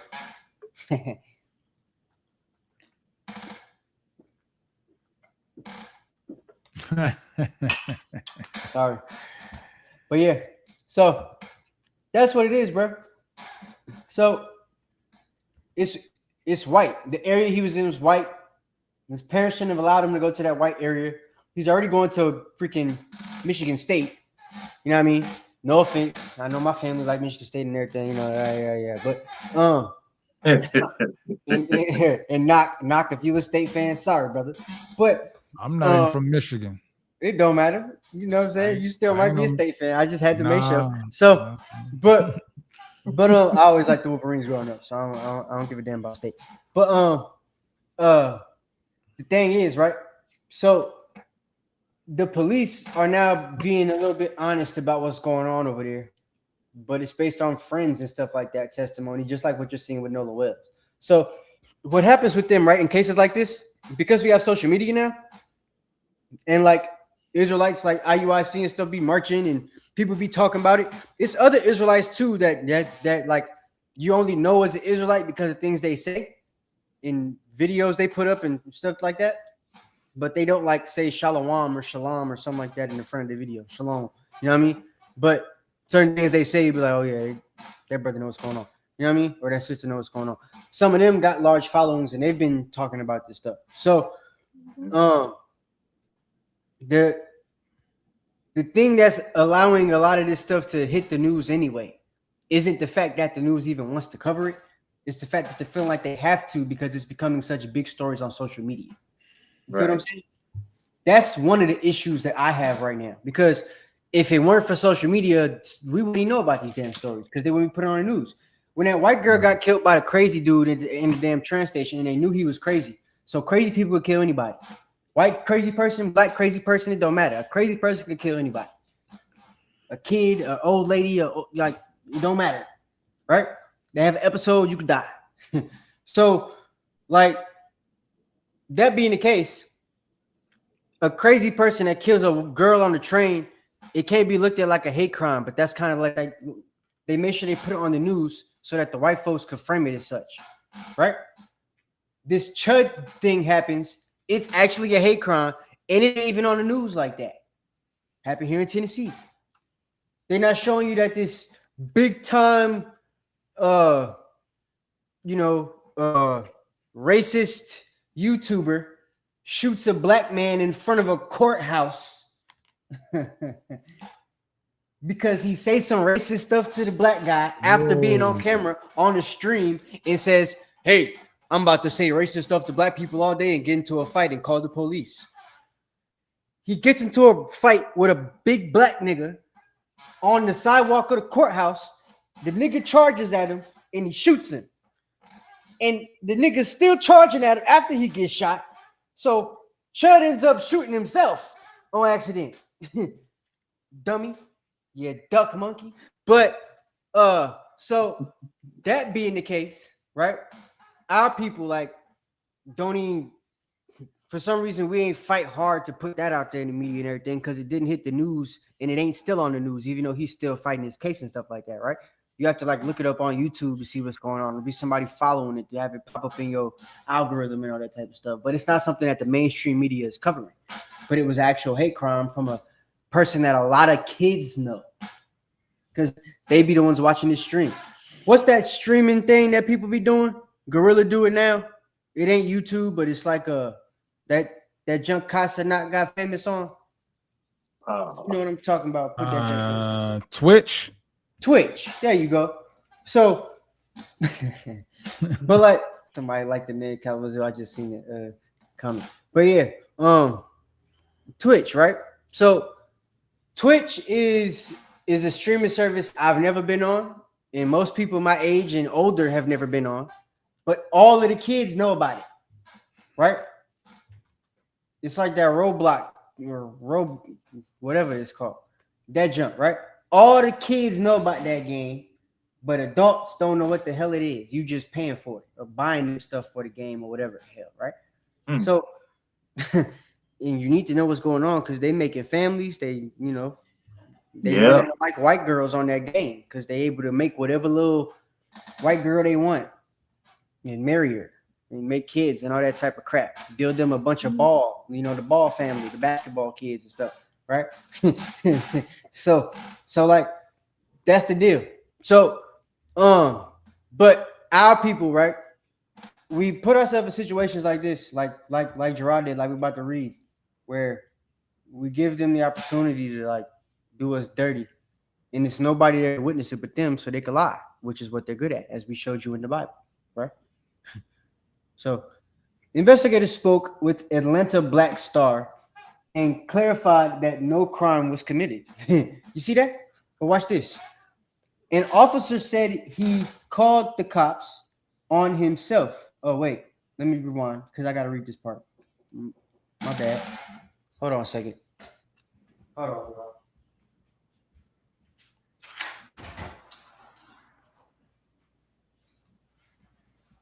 All right, so look, Michigan State Police said that Jackson left the festival at around 10 a.m., right? Mhm. Troopers had been out there earlier, and that morning after Jackson reported an alleged criminal incident involving a friend. So this kid gets into a incident at this electric festival, right?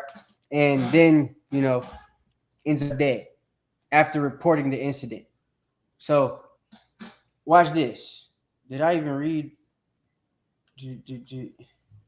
So I don't even think I read this. Jackson was found dead on June 30th. The coroner told his family he was found hanging from a tree in the woods. He was in Roxbury, Michigan. Okay, so he's hanging from a tree in the woods, right? Michigan State Police say that he left the festival at 10 a.m. and troopers had been out there earlier that morning after Jackson reported an alleged criminal incident involving his friend. Now watch this. Investigators spoke with the Atlanta Black Star and clarified that no crime was committed, and that officer had said that he called the cops on himself because Jackson believed he had committed a crime. His friends and investigators all reassured him that he did not, which don't make no damn sense. What type of nigga calls the cops on himself? Trying to spin that narrative out of one. And mind you, the friends that they're talking about are white people. So the same way that these white kids lied about what happened with Nolan, which we're going to prove they lied at the beginning because I got the videos to prove it right now, right? So, but that goes to happen. And then it's like, you know, bam, suspicious, right? So I just wanted to show y'all this real quick so y'all can see, right, what the hell they got going on. Investigators said it looked like that. It said our reporters asked the investigators how he knew it was a suicide because they said that that's what they think it is. Investigators said it looked like that, so that's why I said it appeared to be a suicide. So they're calling it a suicide because it looked like a suicide from their eye, not any like you know, they didn't look for any marks on the body. They didn't do an autopsy to see if he had any marks on his body or he was in a struggle before that or anything like that, right? They just, oh, it's a black dude hanging from a tree in the woods. Nobody's here. Oh, he must have hung himself. Huh? Nothing to see here, guys. Just a suicide. Right? So that's what they'll do. Make it make sense. If you black, you know we don't commit suicide like that. So that junk don't make sense. That's how they get down. So let's get into this Nolan thing right quick. We're going to do it real quick. Speedy fast. TikTok users are outraged, and white folks are starting to speak out against the racism in America. And this dude's an Israelite, for those of you that don't know. So, yeah, he followed IUIC. He's watched, you know, us and stuff for Sons of Thunder. I spoke to him. So, yeah, he a cool brother. They are speaking against their own people. Check it out, y'all. Nolan Wells wasn't killed by his friends, and this investigation just started. I mean, his body was found just yesterday. Give the investigation some time before we start hearing these crazy-ass stories. And the amount of people that are saying that he was killed because he was a token black guy in his friend group is fucking insane. Yeah, we're not doing that shit. What you make it out to be is like some innocent, well, it's not the friends, don't get after the friends. No. This is the result of white guilt, right? White people get guilty. They start actually telling the truth about white people because they want to seem like the white person that's not like the other white people once black people realize how white people actually are. If y'all understood that, right? Once we get to realizing how white people are and white people know it, the white people that are conscious of it but don't want to be seen as the bad apples, even though they might be, because he looked like he could get racist at a drop of a dime. Right? They got to look to him. Feel me? He's probably a Democrat, but the moment you do something to him and he don't like, he's gonna right? I promise you, like just like the rest of them. So, but white guilt. So he's gonna get on the internet so he can make a TikTok video. It gets a bunch of likes and a bunch of views and all that type of stuff. Black people that think that white people ain't all the same are gonna like him and say, there's a good one. You know what I'm saying? The same way they look at us. Oh, you're one of the good ones, right? It's niggas that do that stuff too when it comes to thinking that they're different than what they actually are. What you're doing is you're victim blaming. You're putting this at the feet of Nolan Wells. Like he is somehow at fault for what happened to him. The fact that he is dead is on Nolan Wells and nobody else because it can't be his friends. Where's the human sympathy in this? Where's the address of Nolan Wells, the person, and saying, I'm sorry for the loss, for the family's loss, who lost a son, for Nolan Wells, who lost his future. You're going to come on here and immediately take up the side of something you know nothing about? You say we know nothing about it. You know nothing about it either. So don't come on here and put this at the feet of Nolan Wells. The young man is dead. Somebody is responsible. And people need to figure it the fuck out. There you go. Excuse my language. Or his language. But look, so you notice he still didn't want to blame the little white kids though. So when we know a brother did something, Black, Hispanic, Native American, and we talking about it, we'll tell you straight up, yeah, you know that nigga did. When we talking about OJ, what niggas be saying? Yeah, you know that nigga did. You know that nigga did, bro. Yeah. He got away with it, you know what I'm saying? You know what I'm saying? But like, so I don't care about you two. Tonight, I don't care about y'all, right? So, but it's like we'll be honest. We know something happens, you know what I'm saying? What's that dude? Jason Richardson or whatever? Yeah. He did it. You know what I'm saying? Like, when we know they did it. And we'll tell you they did it. But white people, when one of them did something, they're not going to say it. They going to act like, you know, somebody did it and we need to figure it out. Nigga, who else if somebody did it, who else did it other than the friends? Dummy. Right. So why don't you just be honest and say, yeah, you know your friends did it. Right? That's the problem. So even white guilt doesn't allow them to be completely honest. It's white guilt. They just want to not seem like one of the bad ones. So they put themselves out there to say things that aren't really what we need them to say, but they think it's what we want them to say. So they're going to say it. Right?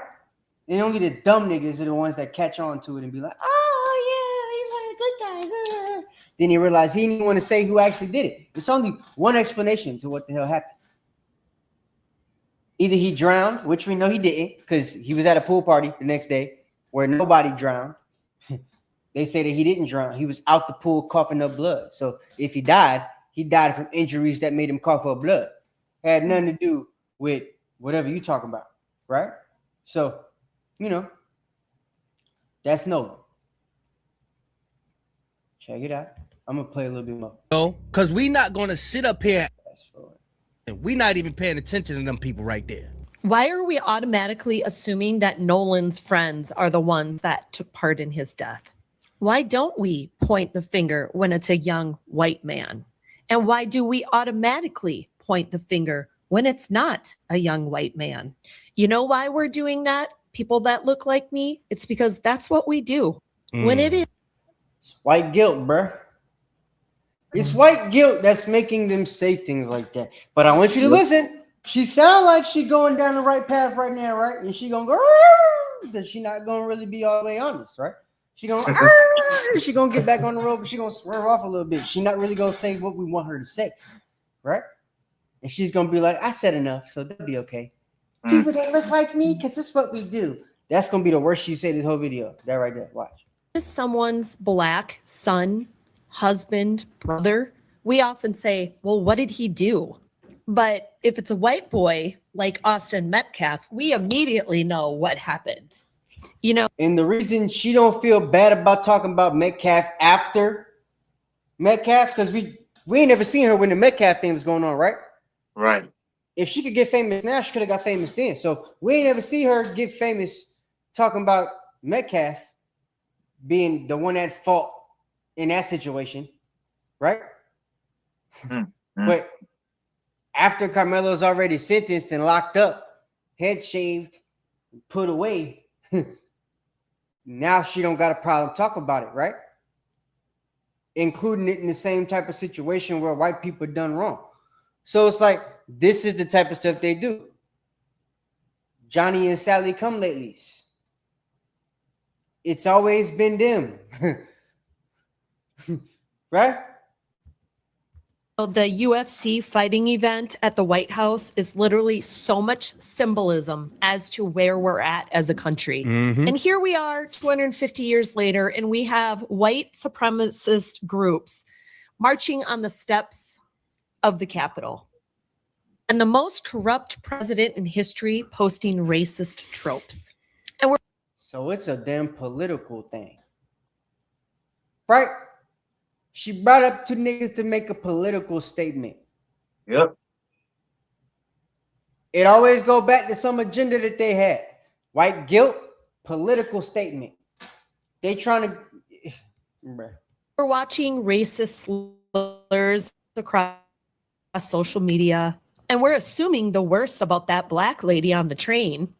And during that Newport Beach still takeover, gonna assume the worst on that black lady on the train. She said that because she do it. She take the train and she be the one looking at the lady that's scratching her head because she crazy. And she talking to herself next to, you know what I'm saying? And she looking at it like, I wonder what the hell she did to do that. Right? And it's probably some medicine some white doctor gave her when she was little. Just being real. So, man, all those black and brown people. Yet, when we see videos of young white men fighting and shooting off fireworks and all the other things, and the white Karens all over the internet showing their racism, well, then we tend to not define our entire race, right? Some of the ugliest comments I see across the internet are from white people, especially white men. We already know that, though. So again, they're telling us stuff that they don't mind saying because they know black people already know it. Yep. You ain't telling us nothing new. We all on social media. We see what y'all be saying. We saw what you said about Carmelo. We saw what you said about Metcalf.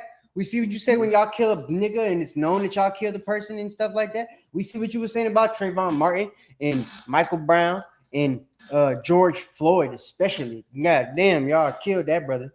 Yeah. You know what I'm saying? Yep. So like we see what y'all do and how y'all nature is on the internet. That's not nothing you have to tell us, little white lady. You ain't telling us nothing we already don't know. Or like that we don't already know. You know what I mean? You're not telling us nothing. All you're doing is telling yourself something or telling your people some stuff because of your white guilt. You ain't letting us know anything because this is stuff we've known forever. So it's nothing new to us, right? I think this is all I wanted to play on this video, yeah, because the rest of it's just white people telling you what they think about the whole case and stuff like that. I don't really give a damn. I just wanted to show y'all. It's whole videos like this where they got compilations of white folks that are mad. They pissed off about us, like, being able to do what we do and being able to fight for Carmelo Anthony, being able to fight for Nolan Wells, being able to fight for Gerard Jackson, right? They don't like that. And then there's another section of them that are trying to fight to tell us that I do not have a problem with you doing what you do. I love black people. All of us are not the same. And white people, you need to stop doing what white people do. Like, nigga, what the hell is that going to do? What is that going to do? Yo, that's crazy. That's crazy. That's what they're on the internet doing, right? Salakia Adawan, you know, they sit and they talk about, you know, don't do what white people do and this, that, and the third, and we're all not the same.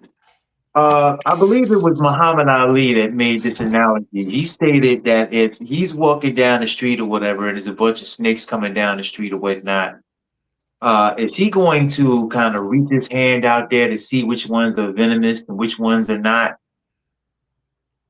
Like, let's make it make sense. A snake is a damn snake, period. They have something about them that will kill you, period.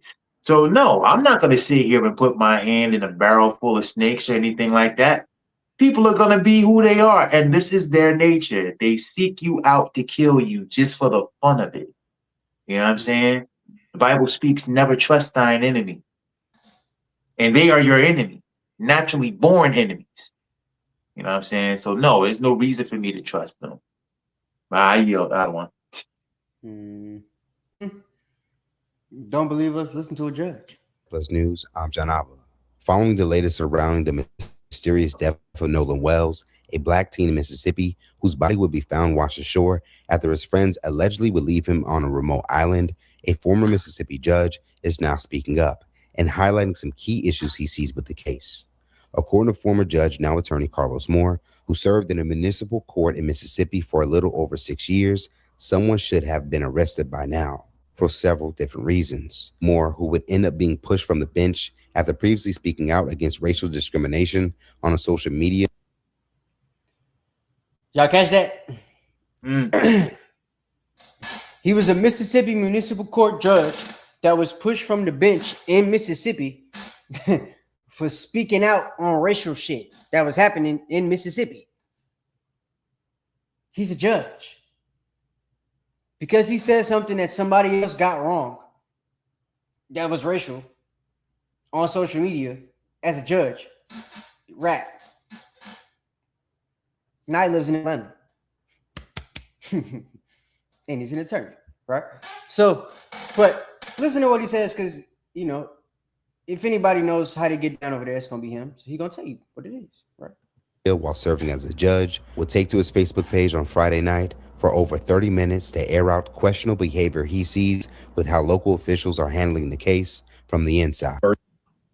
The black robe, and I've presided over these trials or preliminary hearings or arraignments. Yeah, he seemed like he got a little sugar in his tank, but you know what it is. So I'm sorry. You know. And initial appearances. He is in Atlanta.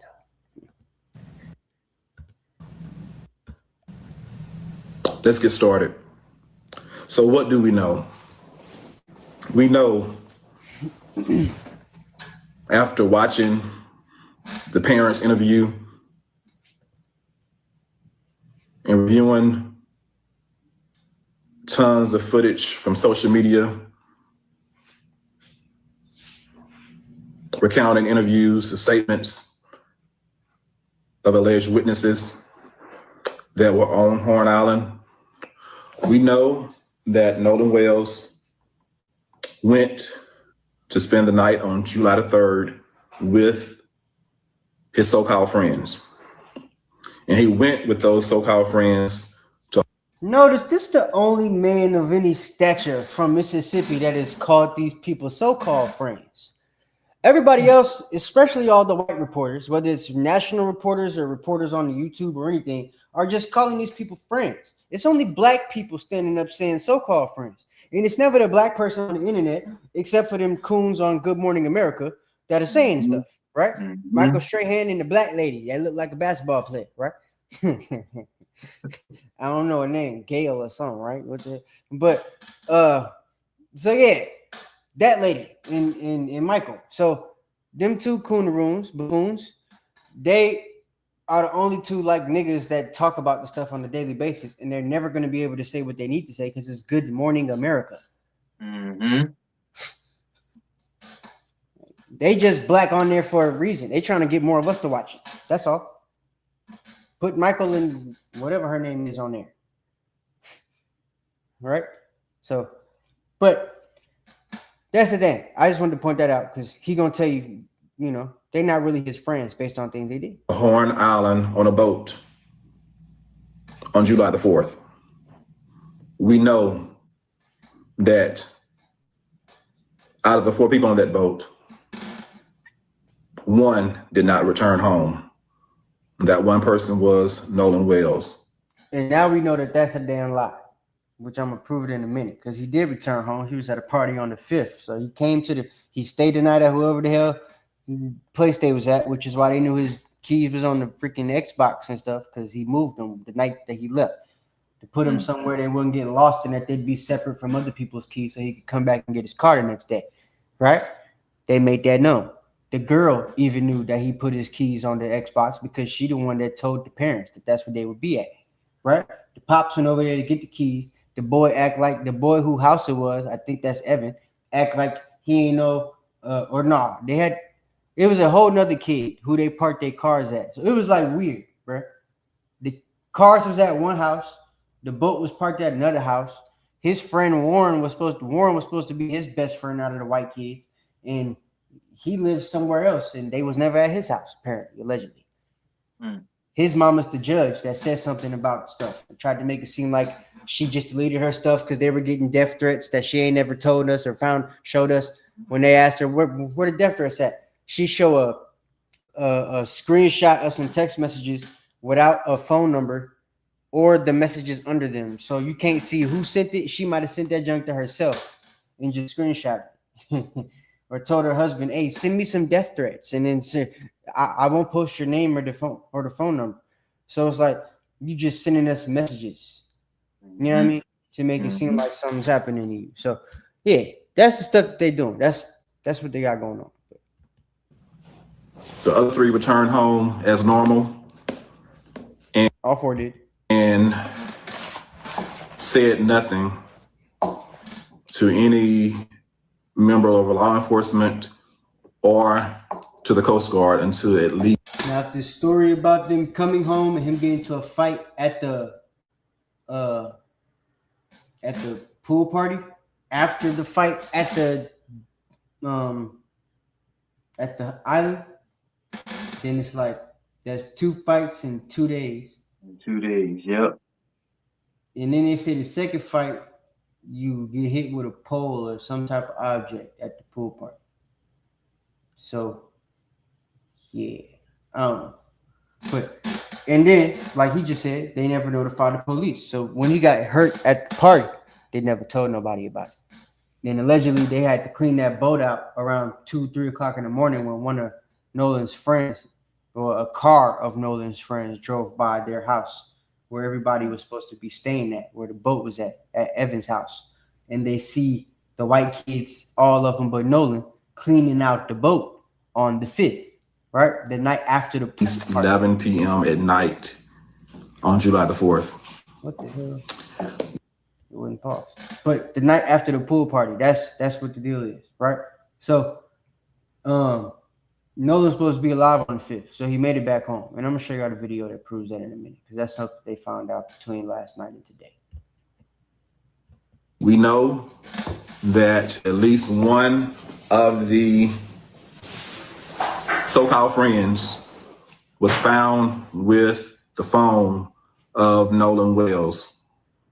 And we know this based on the testimony of the parents, specifically the mother, who tracked the phone and was led to the home of one of the young men where she retrieved the phone.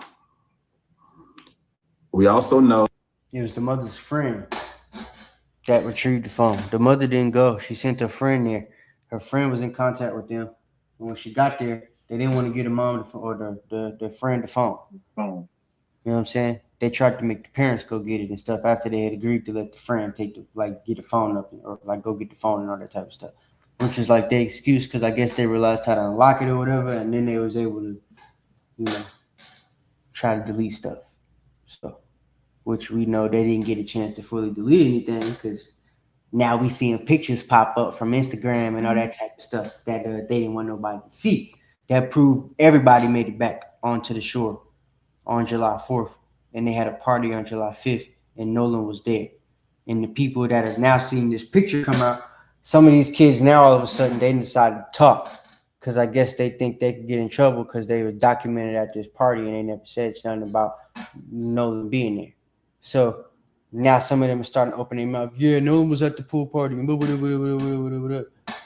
So now we finding out there was a pool party on the 5th. He was there, and allegedly he got hurt there. But nobody called the police. Crazy work. Nobody at the party. Not just the white boys, but nobody. All them kids are saying that they saw things happen to them. They saw him coughing up blood. But nobody called any authorities. Let that sink in. So even when they tell you the truth, white guilt, right? Yep. They never gonna see how they still was at fault. All of them are basically accessory to murder because if he got hit with a pole at a party, Y'all watch them get hit with a porta party and then start coughing up blood, and nobody calls the ambulance or the police or does anything to get the people in trouble that hurt him, then all of you guys would be complicit in the hurting of Nolan Wells that led to his death. So everybody deserves to go to damn jail. If you go to jail in this system for being the guy that drives the robber but didn't rob nobody, even if you didn't know he was going to rob nobody, he just pull up to the bank, say, "Hey, I gotta go make a bank run. You gonna take me to the bank?" Take that nigga to the bank, and then you come out. He's like, because he didn't rob everybody, and you gotta take up, right? You're like, "What you mean? Go, go, go!" You hear the sirens and stuff like that. So, yeah, but that is the type of situation. That based on the mother's testimony, that Snapchat, there were no Snapchats from the day, which was very odd for her son. We also know that text messages were deleted. We know that when she was tracking the phone, Life 360 said the phone was one place and Snapchat said it was another place. We know that the boy that had the phone did not voluntarily turn it over or call first. He had to be found through their own investigation. We know that based on witnesses' account, the so-called friends were seen on July the 5th, that Sunday, having breakfast together like nothing had happened. The reason they were seen together July the 5th eating breakfast together is because nothing had happened. They was eating breakfast together. Nothing had happened. Nolan might not have been at the breakfast, but he was on shore. He was on land allegedly. So he had made it back. He probably was at somebody else's house. You know what I mean? Wherever his car was at, whoever that boy is. Right. So, which is why they're not saying it, because they all are trying to stay out of it. Because they know that he didn't die at the pool party. That's why they're all like, it's not about race and blah, blah, blah, blah. Because them niggas know that he got hurt at the freaking pool party. It wasn't about race. It was about a fight he was having with a damn crackhead kid. Or cokehead, I should say. Because crack will make you different type. Coke will make you different type of strong than crack. Crack will make you skinny. Coke will make you ox, turn into a bull. So, like, allegedly, these white kids on the boat and at this pool party was doing coke. And they were trying to get Nolan to do the coke. If you know anything about him, he had a big workout this Monday scheduled. So he wasn't supposed to do no substances or take anything crazy because he didn't want nothing to affect his workout, how he was going to perform for this college on Monday. Understand? What day was the 4th? The 4th was the Saturday. The 4th was a Saturday. So that 2 days after all of this, he had a workout. So he's supposed to have a workout that Monday. Right? 2 days. That don't give you a lot of time if you're doing coke to recover, especially if you ain't never took it before, I'm assuming. I would think that's like a pretty hard drug. Like, it ain't like a hangover where because if you drink too much as a rookie, you get a hangover the whole day you hungover. The next day, right? Your head hurt, all that type of stuff. Damn near the whole day. So it's like if you're doing coke, I would assume the layover time is probably longer than alcohol, right? Especially since these guys still doing coke. They still got the urge to do it and all that type of stuff 2 days later and everything like that. So it probably run off fast. I don't know. But these kids allegedly had coke and it was seen, the baggies on the boat. They got beer on the boat. So they're underage drinking on the boat and they got coke on the boat. And when they get back, they got coke at the swimming pool at Evan's house, right? So, yeah. Happened. They were not out there searching for their so-called friend. And that's something else, right? They never went to go search for Nolan, right? So we almost done. I just want to play this stuff so that y'all can see, bro, how these people is. Real quick. All right. Is this one? All right. Yeah. I say, man, like for the parents and everything, man, watch where your children are going and who they're with. For real. Because anything can happen. And I do mean anything can happen, man. Don't have your kids out here with these people Even following black them. people. Man. Don't just be letting them chill with any black person, bro. Especially if you don't know much about Yep. them and stuff like that, right? You know, if you don't know what type of stuff they be on. Yep. Don't let it happen. I've been lost before by a black person. My parents let them they let me go with me, and the lady lost track of me while I was at the store. So, yeah, she had to call my parents and tell them and all type of stuff. It was crazy, but coming to light. This time, we are seeing conflicting stories and timelines from the accused. On Sunday, another friend of Wells, Trayson Shepard, would for the first time speak about the day in which he would reveal that he was actually the person in the viral video at Horn Island heard yelling.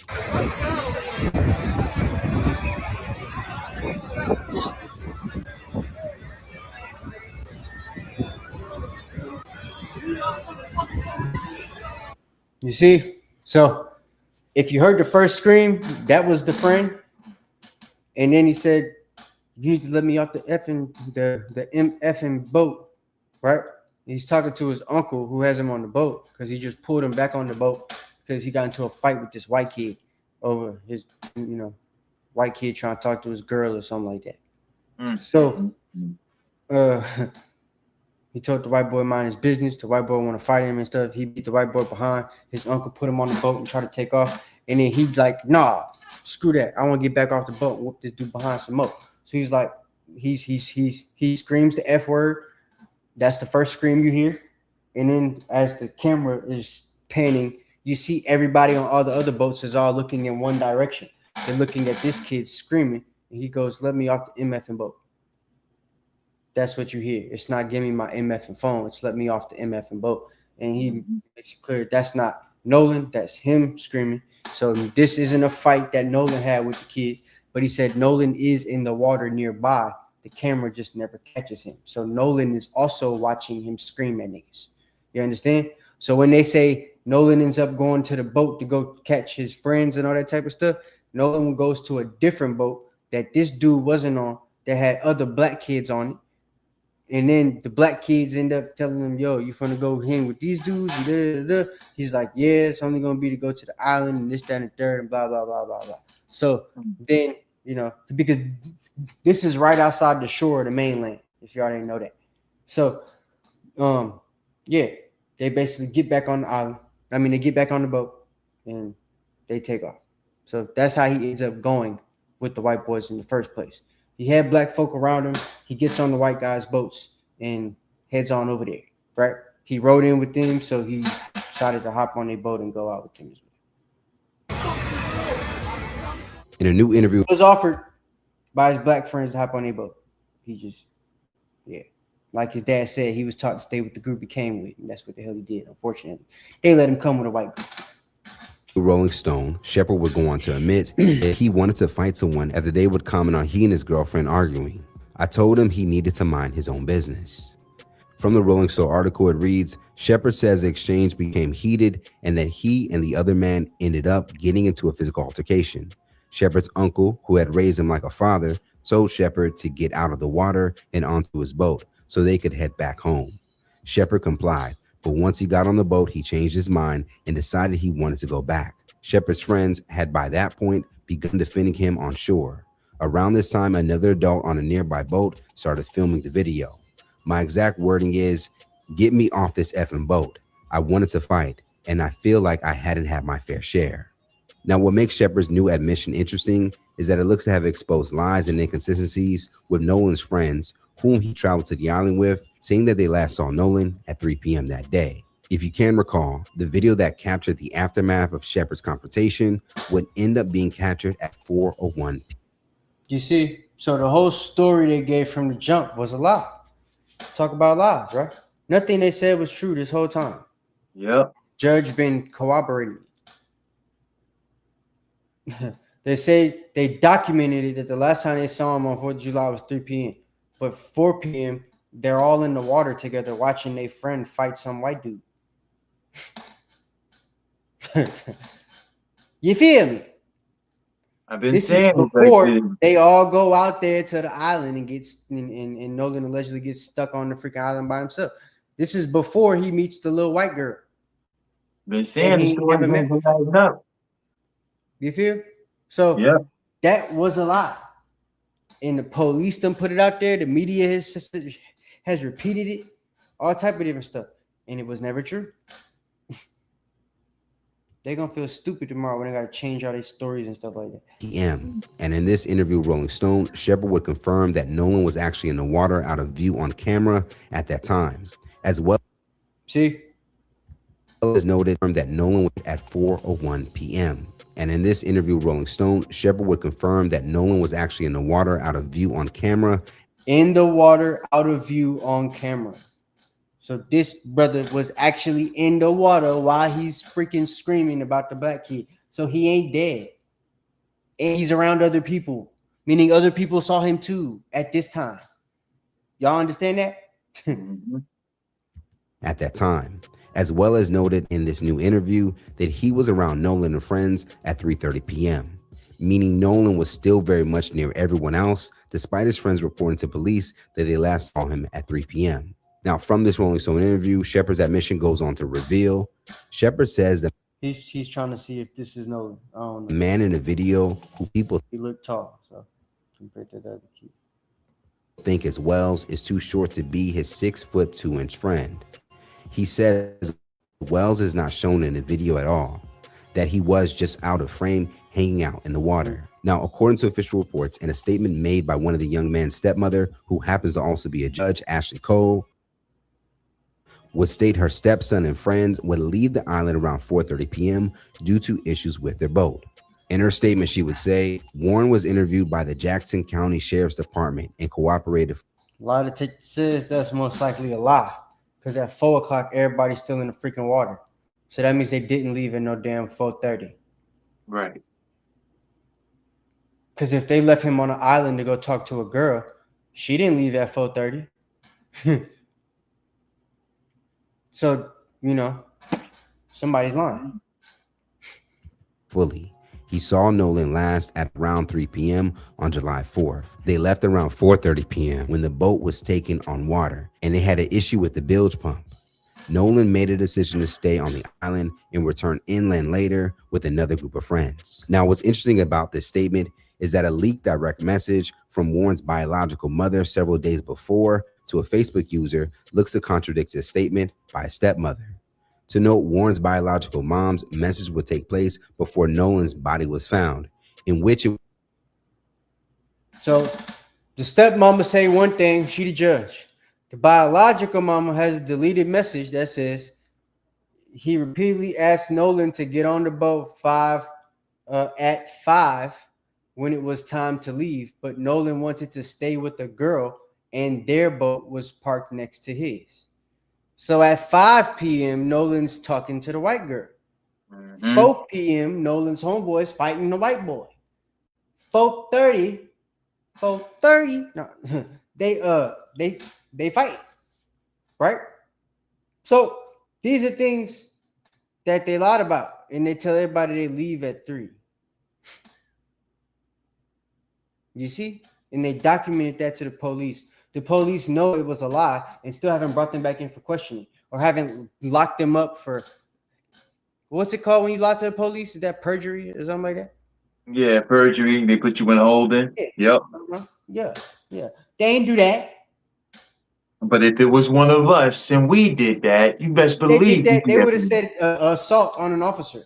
Yeah. You lied on me and you hurt my feelings. Yeah. Nigga. Was only thought he was only a missing person, making it appear for some that this new changing of times and separating them to last seeing Nolan at 3 p.m. is part of a cover-up. Warren's actual mother would go on to write, I am Warren's mother, the woman you have been talking about on Facebook and posting pictures of our family. I'm here to tell you that we all love Nolan and we are deeply distraught. Your information is not correct, and I ask you to please stop posting about Warren and our family. My son did not ride out with him, nor did he come back with him. The boat that Nolan was supposed to get on, Wyatt's boat. He repeatedly asked Nolan to get. Look at the story. So now all of a sudden he wasn't even with Warren. He was with Wyatt and Warren wasn't on the same boat. Even though they on the same boat in the freaking picture we see. Not looking good. So Warren got a different boat that wasn't the boat that broke down, which is why that boat's at Evan's house and not his house, because that ain't his boat. I don't know. But the kid's trying to tell us it's his boat. What they boats do y'all got the same boat? Why they ain't take the boat in for question? Why ain't both of their boats go? If it's two boats, why they ain't take both the boats? Exactly. It don't make no sense. And if y'all got two boats, how the hell he wouldn't be able to get on one of them? That don't even make no damn sense. There's three boats. The girl boat, Warren boat, and Wyatt boat. And you telling me it wasn't room for this nigga to get on none of them? If that's the story y'all sticking with, let's forget about the party we're about to see him at. If he dies on shore, even though they didn't find his body at all the first day, right? And his body wasn't like in the water, it wasn't submerged. They found it landlocked. So how the hell a body wash up all the way on land, not even in the water? Did he walk as a dead person in like onto the soil? I don't. Nah, they did something. Did a Gulf alligator just put him on his back and throw him off of him instead of eating his ass? You're not making any sense, Jimmy. Because I was thinking my damn self, how the hell a dead body stay out there overnight and it didn't get eaten by an alligator? Y'all know it's alligators. Right. Or crocodile, whatever the hell. But how it don't happen? It didn't make any sense, Jimmy. Get on the boat at 5 when it was time to leave, but Nolan wanted to stay with the girl and their boat was parked next to his. He was insistent about staying with this girl. White asked him several times to please get on the boat, and the people heard him. My son loves him and would never in 1,000,000 years leave him. Warren does not even have a boat. Nolan has been to our house several times, and he is the sweetest friend. We all adore. Nigga, what you talking about then? So Warren just got on Wyatt's boat to drive with him and take a picture? What the hell is going on? Do she even know what's going on? Or does she know what's going on? You see how confusing this is? Yeah. This the real mama. So she's like, I'm the mother. Screw what the judge is saying. I know what happened. My baby told me the truth. He don't even have a boat. He was on Wyatt's boat too, even though I just told you he wasn't on Wyatt's boat. So now it's 2 boats, bitch, not 3? What's going on? Now it's only the girl's boat and Wyatt boat. But Warren wasn't on Wyatt's boat, even though we saw Warren right next to freaking Nolan on Wyatt boat. Make it make sense. You see what I'm saying? She says that Warren wouldn't leave Nolan, but in the picture, Warren is right next to Nolan on the damn boat.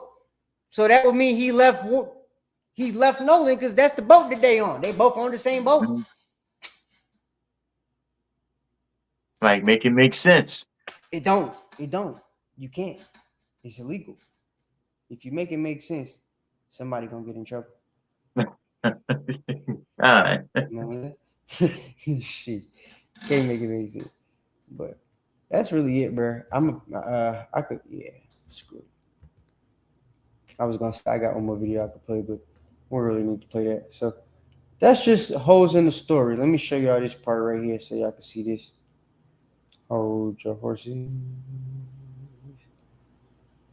Okay. Never trust thine enemy. Whereas iron doth rust, so does his wickedness. So do look, not Kate, trust the enemies. Facts. Gracie, right? Gracie McCormick says, Katie had a conversation and assumed that Nolan was getting ready to get on the boat he came out. Katie made it home because she was on another boat with different people, her parents, is what she says allegedly. So she was on her parents' boat. Ain't no way they was gonna let that nigga go home with her. So that whole story must have been fake. Because how the hell he gonna hop on her boat and she with her parents. Mm. What you think this is, boy? Know where you're at, boy? What you mean getting on my boat? That's how they say it too. Katie, this how you like it? You like them blackies? You know what I'm saying? They won't say nigger in the boat with a bunch of black people or in an area with young black kids because they know that'll wreak havoc. And we ain't got no guns on the boat, so you're gonna get your ass beat. It's gonna be like that water situation a couple years ago where homeboy threw the head up in the air and all the niggas just came out like freaking we turned into mermaids and shit. Niggas could swim that day. It was crazy. I'm just saying. Wow. But yeah, so Katie was safe because my brother and sister-in-law went and got her. Okay. So Katie assumed the quote unquote friend. So even Katie mama talking about, hey, yo, his quote unquote friends are telling him to get on the boat, wouldn't have left him, right? Me and my family have talked, called, and are sending up prayers to bring Nolan home. Nigga, he's gonna come home. He just coming home in a box. He's dead. So yeah, how could you damn closed caption? There we go. But yeah, we have given the answers and we can give to his mom and dad, blah blah blah. What homeboy say? He reportedly asked Nolan to get on the boat at 5, and you know, when it was time to leave, but Nolan wanted to stay with the girl. So girls letting you know that didn't really go down the way that they saying it went down. Right. But yeah. And then this little boy, he a coon. I feel like his mama probably white or something, so he didn't want to be honest about the white folks over there and everything, you know what I mean? But yeah. Watch this though. So after this, we're gonna hop off.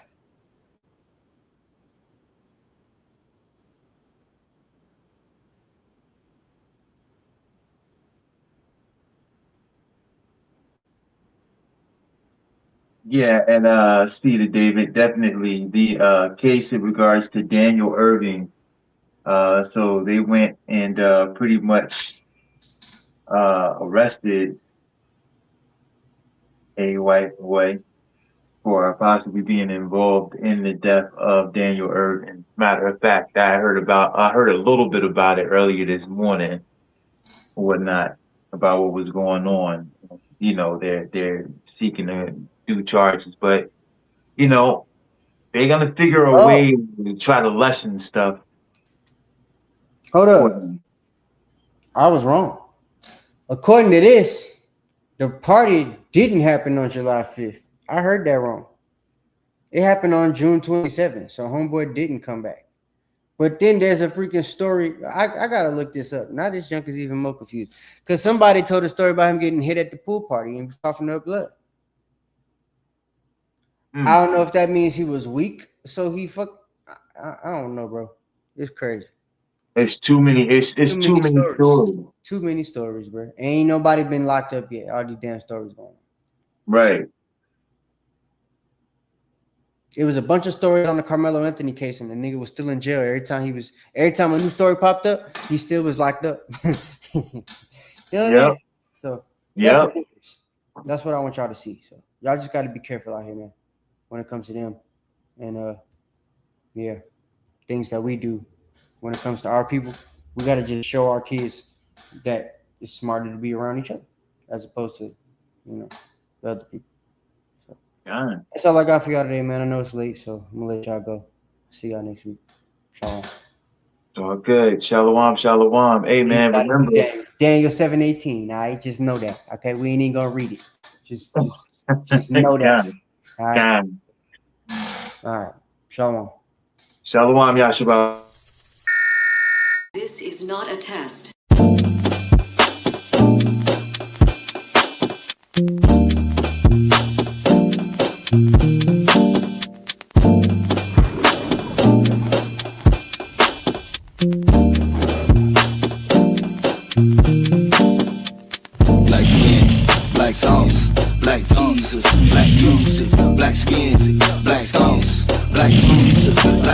music, black skin, black thoughts, black Jesus, black music, black skin, black thoughts, black Jesus, black music, black music, black music, black music, black music, black music.